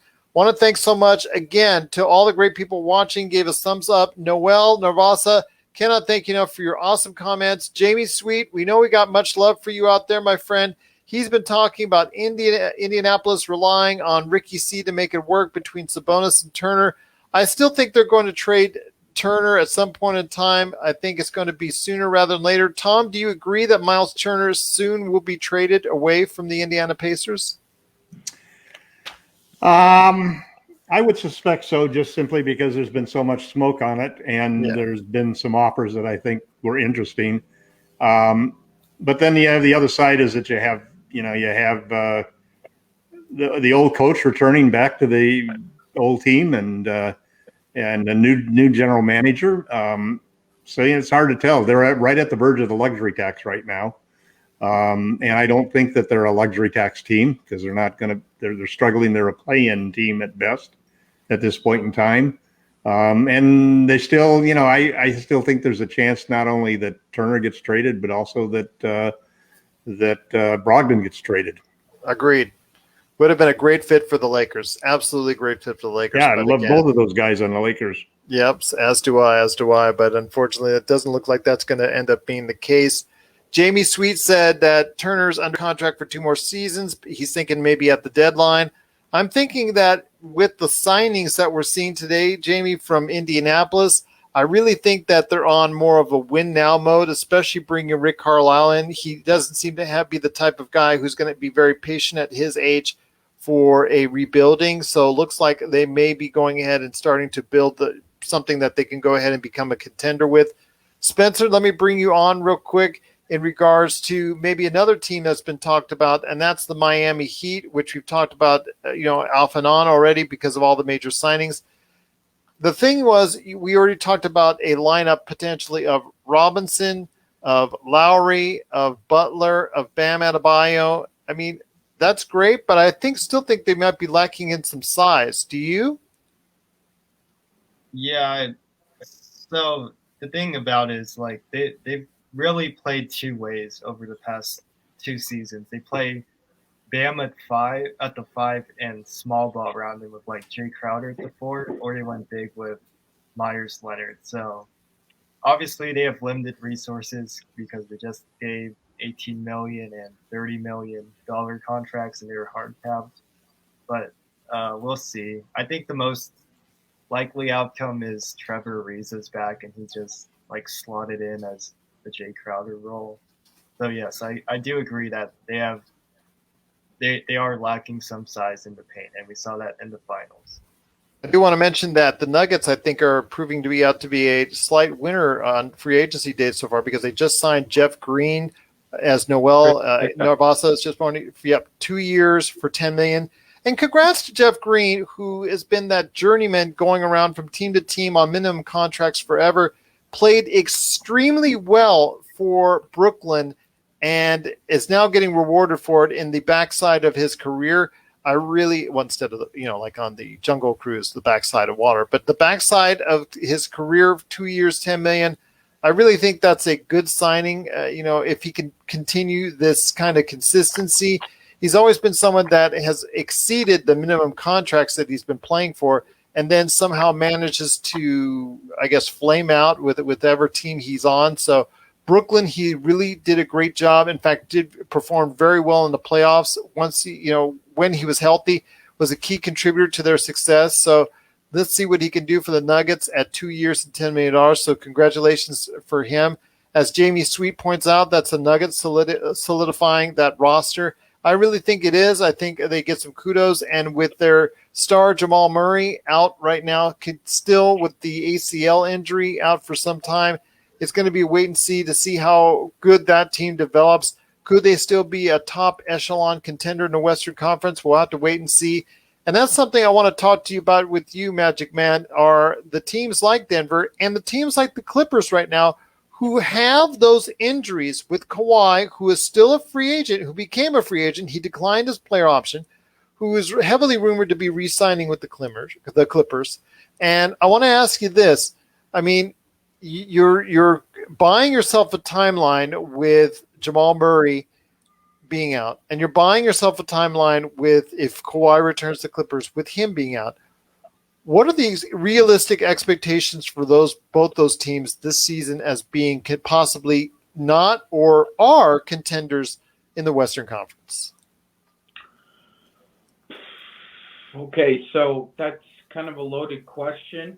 I think the short answer would be that I think a top 6 seed in a really tight, really packed, really competitive Western Conference is a hard ask for having your second best player on one team and your best player on the other team maybe being out until the playoffs. I think it's possible that one of them may still end up in the top 6, Gerald, but it would take, a combination of a lot of luck and, a lot of quick chemistry, because we just saw what the Clippers did in the draft. They added a lot of wings. They added a lot of wings to try and supplant, some of Kawhi's production. I think Denver is in a little bit better position because Murray's injury, it occurred at a really inopportune time for them because they were really clicking at that point, and we all saw them as being legit title contenders. Just looking at it right now, I think if everything stays the way it is, one of those teams ends up in the play-in tournament the same way the Lakers did this year, because of a combination of a lot of things, like injuries being the most prevalent.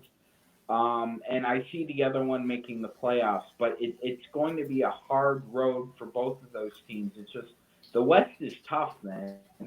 I know everybody in the East wants to, pat themselves on the back that a few of them had a good year this year, but I've been watching basketball for 30 years, and the West is consistently a cannibal conference. They just eat each other alive just down the stretch, and it's really hard to gain momentum if you're bringing back guys from rehab and then inserting them. But we'll see.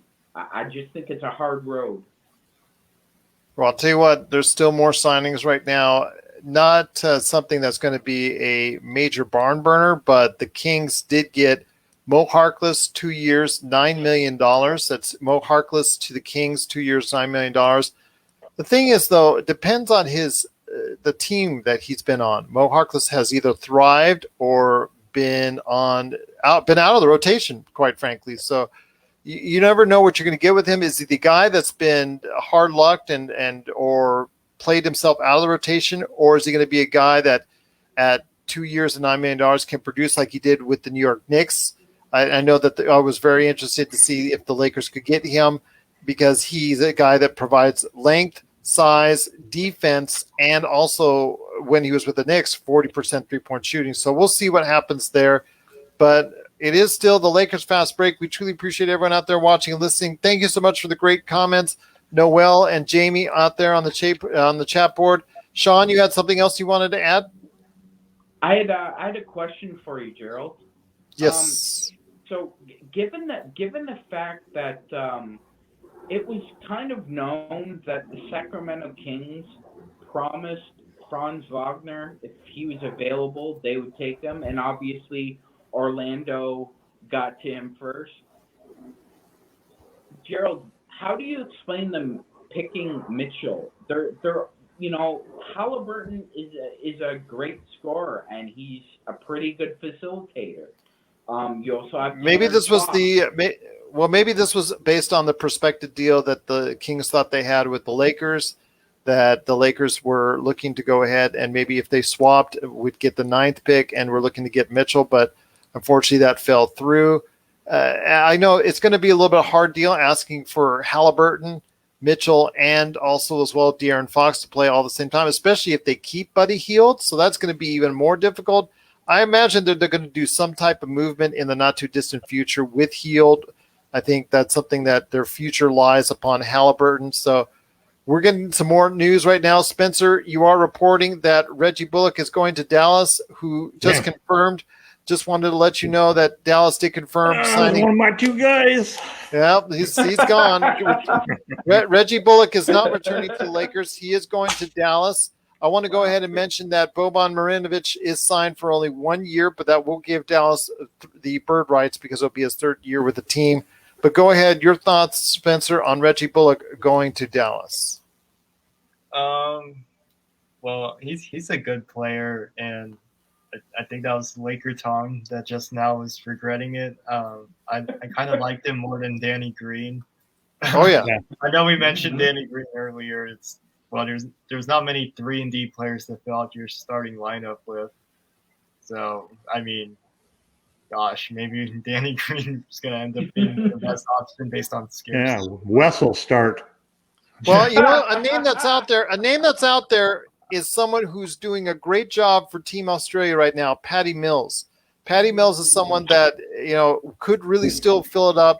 Someone who I talked about previously last season as far as maybe a target that the Lakers should have traded for from San Antonio because he was one of those 4 veterans that I thought the Lakers could really use from that team. But your thoughts on possibly now the options. I know Danny Green is obviously one, but could Patty Mills be another? Yeah, I mean, I'm pulling up his stats right now. I know he's a very efficient shooter. I wouldn't spend my taxpayer MLE, which I feel like is closer to his going rate. But I mean, we have to see what Bullock got paid.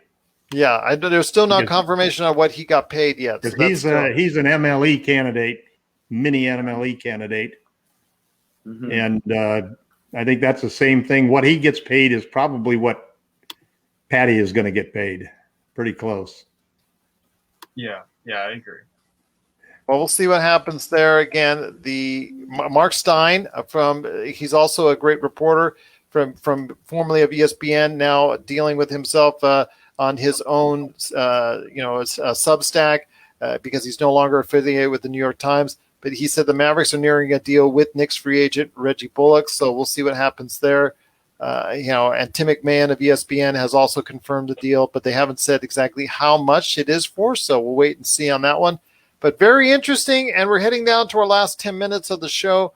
No signings as of yet, I mean, Noel, you had it right. We wish we could have had him as a shooter. At least Tom did. I was like, it didn't work once. I'm not sure it would have worked again because, it's just we'll see. Again, it's a situation where you have a player that does well in a certain format on a certain team. We talked about it with Mo Harkless. It happened with Reggie Bullock, where that obviously didn't work out with the Lakers, and then it worked out with New York. So you don't know which Reggie Bullock you're going to get, especially for how much you're going to be paying for him. So, but still, he is a younger sharpshooter that's out there, so he could have provided some of that for the Lakers. But again, it's going to Dallas, and Dallas re-signing Tim Hardaway Jr., getting, they're making some steps because they did have some cap space now that they need to, because they're going to be signing Luka Doncic to a mega contract here in the not too distant future. So they need to sign as many complementary players to him as possible. But I want to go ahead and make sure everybody that we do thank you for staying with us all throughout the entire time. Noel, you've been fantastic. Jamie, you've been fantastic. Appreciate the whole entire audience out there. Thank you for all the thumbs up on Facebook. Again, this will be on the Lakerholics.com site. The feed is already there. It's also on Lakerholics on Facebook. Also, the Lakers Fast Break on Facebook. Follow us on Facebook. Also, you can follow us on Twitter at Lakers Fast Break. If you have any questions for us, that's once again Twitter at Lakers Fast Break. If you have any questions or comments for us on what's going on with the Lakers, we're going to structure it out as far as how we're going to lay out Lakers Fast Breaks for the rest of the week based on what their movements are. So we'll keep you informed of what's going on with it. But we're in the last 10 minutes right now of our show because we'd be on here all night if that's the case, and we're not paid like ESPN money to do so. But the latest movement says McDermott does get Zach Lowe is reporting and confirming what we already know, that McDermott is going to San Antonio for 3 years, $42 million. And again, we talked about Boban Marinovic. So there right now is still another lull that's going on right now. 4 years, $74 million for Tim Hardaway Jr. That doesn't seem outside the norm for shooters. LakerTom, again, we're seeing shooting at a premium, and people are paying a dear price for that. I'm sure they paid a nice price for Reggie Bullock. So shooting is coming at a premium for all these teams. Yeah, when you look at the prices that are going around, it's and a lot of these teams now are starting to combine their MLE with some of the cap space that they have. So you can see the money is starting to dry up, and teams are now starting to add that second tier players, which fall into the category of what the Lakers are looking like. Reggie Bullock was obviously one of the targets I had for the MLE, along with Patty Mills and Otto Porter Jr. and a bunch of other guys. So I hated to see him go because he's one of the few real 3-and-D guys out there, because he actually plays excellent defense as well as being able to consistently shoot close to 40%. It may be a little bit of a slog to see what happens with the Lakers. Although, if history is anything, I remember last year when we went off on as soon as we quit the live trade deadline show, immediately 5 or 6 big things, got announced at the last minute, even though the period was over. So maybe that's what'll happen this time. Gerald will pull the plug and we'll go off the air, and all of a sudden a whole bunch of Laker news will happen. Well, right now, again, shooting is still at a premium because there's still been a couple signings. Bobby Portis is returning to the Milwaukee Bucks. Kind of a good deal for the Milwaukee Bucks. 2 years, $9 million, especially coming off the momentum and the extremely eyeball facials that he gave during the finals, with his eyes literally bugging out at people. But 2 years, $9 million. Hopefully he won't punch out any teammates during the course of his contract. But, Sean, you've got anything right now? Because Furkan Korkmaz has also signed with the Philadelphia 76ers. Both of those guys can shoot, and that's something that's is going on there. Again, Bobby Portis, 2 years, $9 million. With Furkan Korkmaz, that is 2 years, $15 million. I think that the Milwaukee Bucks got away with a better deal because he's taller and can't shoot quite as well as Korkmaz, but still looks like he could have been, I think Portis could have gotten a bigger deal somewhere else, but it looks like he wants to stay loyal to the Milwaukee Bucks right now. Absolutely, Gerald, and good for Bobby. I mean, he was a good soldier. He didn't play a lot in that net series for schematic purposes. He's been a really great teammate from all accounts, so good for him. Um, Woj is now reporting that Gary Trent Jr. has agreed to a 3-year, $54 million deal to return to the Toronto Raptors. Because he can shoot. So we're seeing now if agents and executives think you're a really good shooter, we have a price point now. It's going to take anywhere from 14 to 18 million. You can either get 14 like McDermott or 18 Gary Trent Jr. So I mean, a price point has been set here. We're obviously out of that price point, so we're either going to have to get lucky with a guy or two who just wants to take less and come to the Lakers, or like Tom said, find a way to get assets with THC and or Caruso's contracts. Let's get Lowry Markkinen and Zach Collins in here for as far as the big man backups. There you go. That can shoot from long distance. And then focus on also as well trying to get some guards in here. Patty Mills would be tremendous. Maybe getting Bryn Forbes. Bryn Forbes can also shoot the three, even though he can't play defense very well. But coming off the bench, Bryn Forbes would be a great addition, I think, as far as something that LakerTom would like. The guy shoots volume threes, so there you go right there. But we are in our last few minutes of the Lakers Fast Break NBA free agency special. Want to thank you so much for sticking with us for this entire 2-hour run. Guys, any last impressions before we head on out? Spencer, I'm going to start with you. Spencer, go ahead, and we'll go ahead and break in with any breaking news during that time. But Spencer, any last thoughts before we head on out? I don't know. So this is like kind of a familiar place for the Lakers because obviously when they traded for AD, they had like 4 players on the roster. I think 2 of them were Troy Daniels and Jared Dudley. I'm a little bit surprised we didn't see like end of the roster moves. Like I thought we'd re-sign Ben McLemore or sign Carmelo Anthony or Dwight Howard.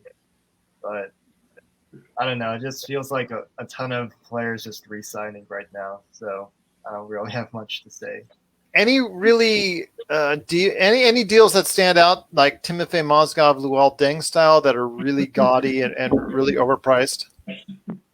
No, but the one thing I'll say is that, if a player like Tim Hardaway Jr., I think he gives you more options offensively in the playoffs than Duncan Robinson. So if I'm shelling out, 15, 16 million, I want to be able to say like, can Tim Hardaway Jr. run a side pick and roll?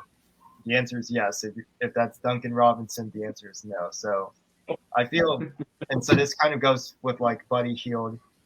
He's not a one-dimensional shooter where he only plays off the catch, right? He can dribble, drive, or run. So I think if I'm going to shell out 16, 17 million for a three-point shooter, you have to be able to shoot threes in multiple ways and create a little bit. Well, it is going to be interesting to see how this plays out. And again, we will be providing you updates at the Lakers Fast Break. Follow the Lakers Fast Break on Facebook and hopefully on Twitter as well, so we can report the latest goings on in the NBA free agency. And we will provide you updates with live shows, hopefully during the course of the week. I'm expecting to do one tomorrow. I may do one late tonight if there's a big signing. I'll just go ahead and I'll grab you got one of you guys, 2 of you guys, or whoever wants to come on. So be on the lookout for that. I know Jamie Sweet will probably be more available later on tonight, so we may just do that. But guys, that all depends on the Lakers, though, of course, and Rob Pelinka, who, again, a lot is writing on what's going on now. But LakerTom, before we hit up Sean, before we head on out, your thoughts on NBA free agency so far? Any big surprises for you at this point in time?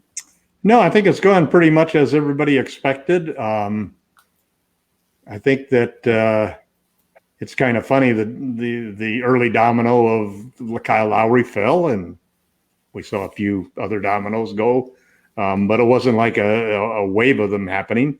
I think for Lakers, the big question right now probably is what's happening with Dunwoody. if Dunwoody goes to the Pelicans, for example, I think that's an advantage rather than having him go to Washington. We want to have Washington hopefully want to have something for Schroeder, and we want to have Schroeder come up empty, so he has to ask our help. So it'll all depend on what happens in the next times. I think one of the reasons that, again, why the Lakers are a little bit hesitant to go out and make any offers for anything other than and even for some of the minimum people is the whole luxury tax thing, because you just don't know when they finally line up these players and they start shuffling them through and announcing them to the NBA and setting their salaries and fixing the whole thing's in there.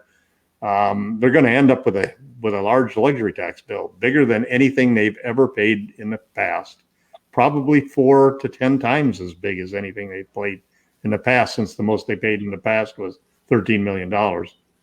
So it'll be interesting to see what happens with the Lakers. I don't know how fast it's going to happen, because I think a lot of it depends upon Dennis Schroeder, and we still need to see Dinwiddie and other point guard candidates, other teams looking for point guards, to see what opportunities are available for Dennis and whether or not it's going to be a sign and trade. He's the first. If you look at the Lakers' steps 1, 2, 3, the first one is to see what's happening with Dennis, and if they can do anything to include him in the trade. The second step probably is if they lose Dennis, let's say he assigns for cap space somewhere.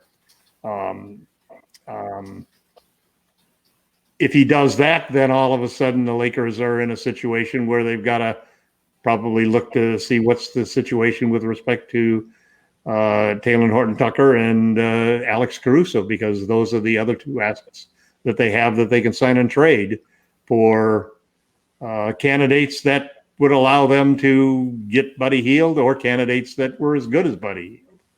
So we'll have to see what happens with that. And then if all of that falls apart, then you got to start looking at secondary shooters and think of who could start along with LeBron, Russ, and AD. Who is good enough among the Wayne Ellingtons and those players of that ilk that actually could be a starter, because you cannot start those three guys without having two shooters. And right now we don't have a single shooter who falls into that category. There's nobody you cannot move Alex Caruso or THT into the starting lineup. One guy doesn't shoot 30% and the other guy only shoots less than 1 3 a game. So that's not going to solve the shooting problem and spacing problem. So the Lakers are, I think, in as good a position as they could be. The only thing I've seen taken off of the board that really makes me regret it is Reggie Bullock at this point in time. So that's good news. Well, right now I do want to mention that before we head on out, I do want to mention a couple of smaller deals. Zach Collins, who I was kind of high on if he stays healthy.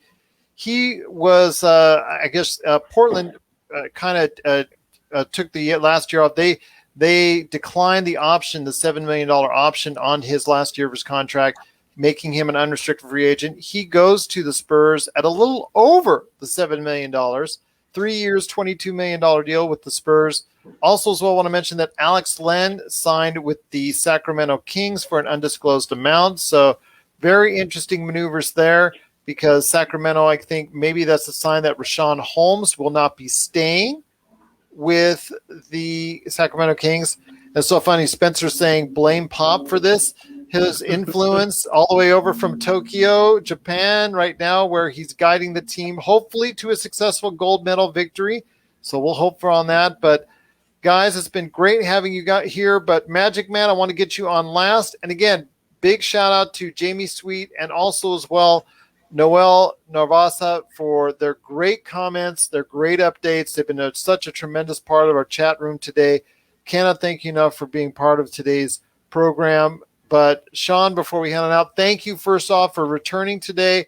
Glad to have you back, my friend. Got off to a rough start, but you're taking it on home now, my friend.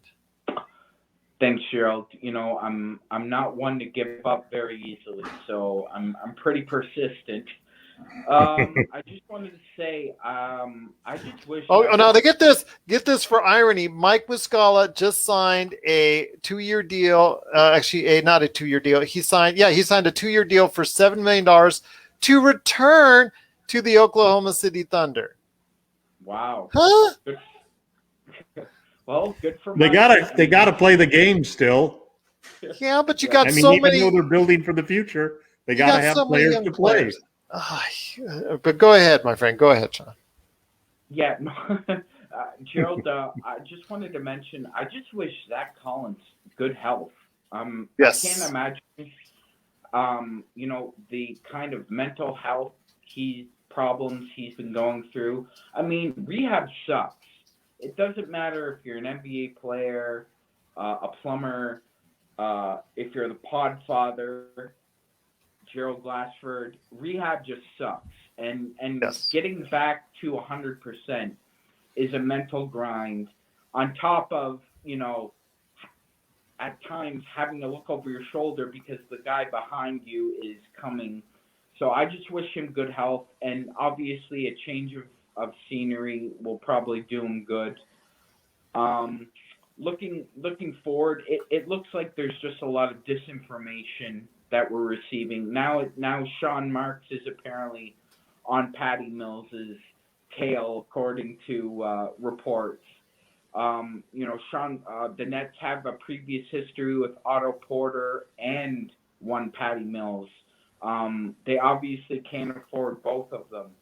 So to me, that's a domino that falls. For example, if the Nets do sign Otto Porter, do the Lakers just go after Patty Mills at that point? Or if the opposite occurs, what would you do, Gerald? If you had to pick, would you choose Otto Porter or would you choose Patty Mills if you're Rob Pelinka?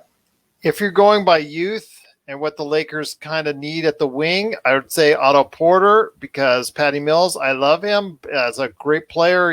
Obviously can fill it up with the threes, but defensively, if you're going to put him as your shooting guard, he's going to be a liability defensively, and you already got a major liability defensively in Russell Westbrook, who has not played good defense in the last decade. He might have played good defense, but he's not played it in this decade. But yeah, I think of the two, I would say I'd gamble. I'd roll the dice on Otto Porter Jr. of the two at this point in time. Yeah, I'd agree with you. I'd have to go with that route as well. Because he's a tall wing, he can play D. Yeah, definitely. I agree. I mean, if the Nets want to go ahead and just sign Patty because Sean has a previous relationship with the Spurs, they pretty much have all the intel on Patty they need. I would go ahead and try and sign Otto Porter if I was the Lakers. I see Dwight signing with us eventually too, Gerald. And then, I mean, you're right. We need to look at a couple more wings. At this point, I think the rumors of a Rudy Gay, like, he's not coming here. It looks to me like he's looking for that non-taxpayer MLE. He wants to get one last paycheck, and I think it's too rich for our blood, obviously, at this point. So if we could add a couple wings, preferably one is Otto Porter, and we add Dwight, I would say that's a good free agency period for us. Well, I do want to thank again Spencer Young. I do want to thank again LakerTom and his eagerness in trying to go ahead and find the right Sham Sharani, a Twitter handle. But we truly appreciate Sean, Sean Grice, aka Magicman, being here. LakerTom, be on the lookout. Oh, he left after that, got mad. But LakerTom, and also again as well, Jamie Sweet being on there. But guys, I will be hitting you up hopefully later on tonight. Again, just want to go ahead and mention thank you so much for being part of today's broadcast. We're heading out for now. If we need to come back online later on tonight, we'll go ahead and let you know on the fly. But looking forward to having another conversation on maybe some good signings for the Lakers. But as of now, nothing as of yet coming across the wire. We'll see what happens. And the last thing we'll note on right now is, it is for the Lakers. It is for the Lakers. It is Trevor Ariza. Trevor Ariza signing a 1-year deal to return to the Los Angeles Lakers, and LakerTom left for that. So LakerTom leaves once mentioned on that, but it is signed that is a 1-year deal for Trevor Ariza against the Los Angeles Lakers. I guess slotting him in there as the starting small forward for the Lakers. So we'll see what happens. But yeah, at the advanced stage that he is, I'm not sure if he's going to repeat the same magic twice. Because remember, when he did the heroics for us, that was 2010. So I want to keep that in perspective right there. We saw mixed results from him in Miami, but you never know what can happen there. But guys, it's been so great having you here. Want to thank you so much for being a part of today's broadcast. Jamie Sweet, once again, thank you so much. Once again, Noel Navasa, thank you so much. Thank you so much for everybody giving out the love and whatnot. And we'll be back maybe tonight, most likely tomorrow. But if there's any major signings, we'll be back on the air for you right here at the Lakers Fast Break Podcast.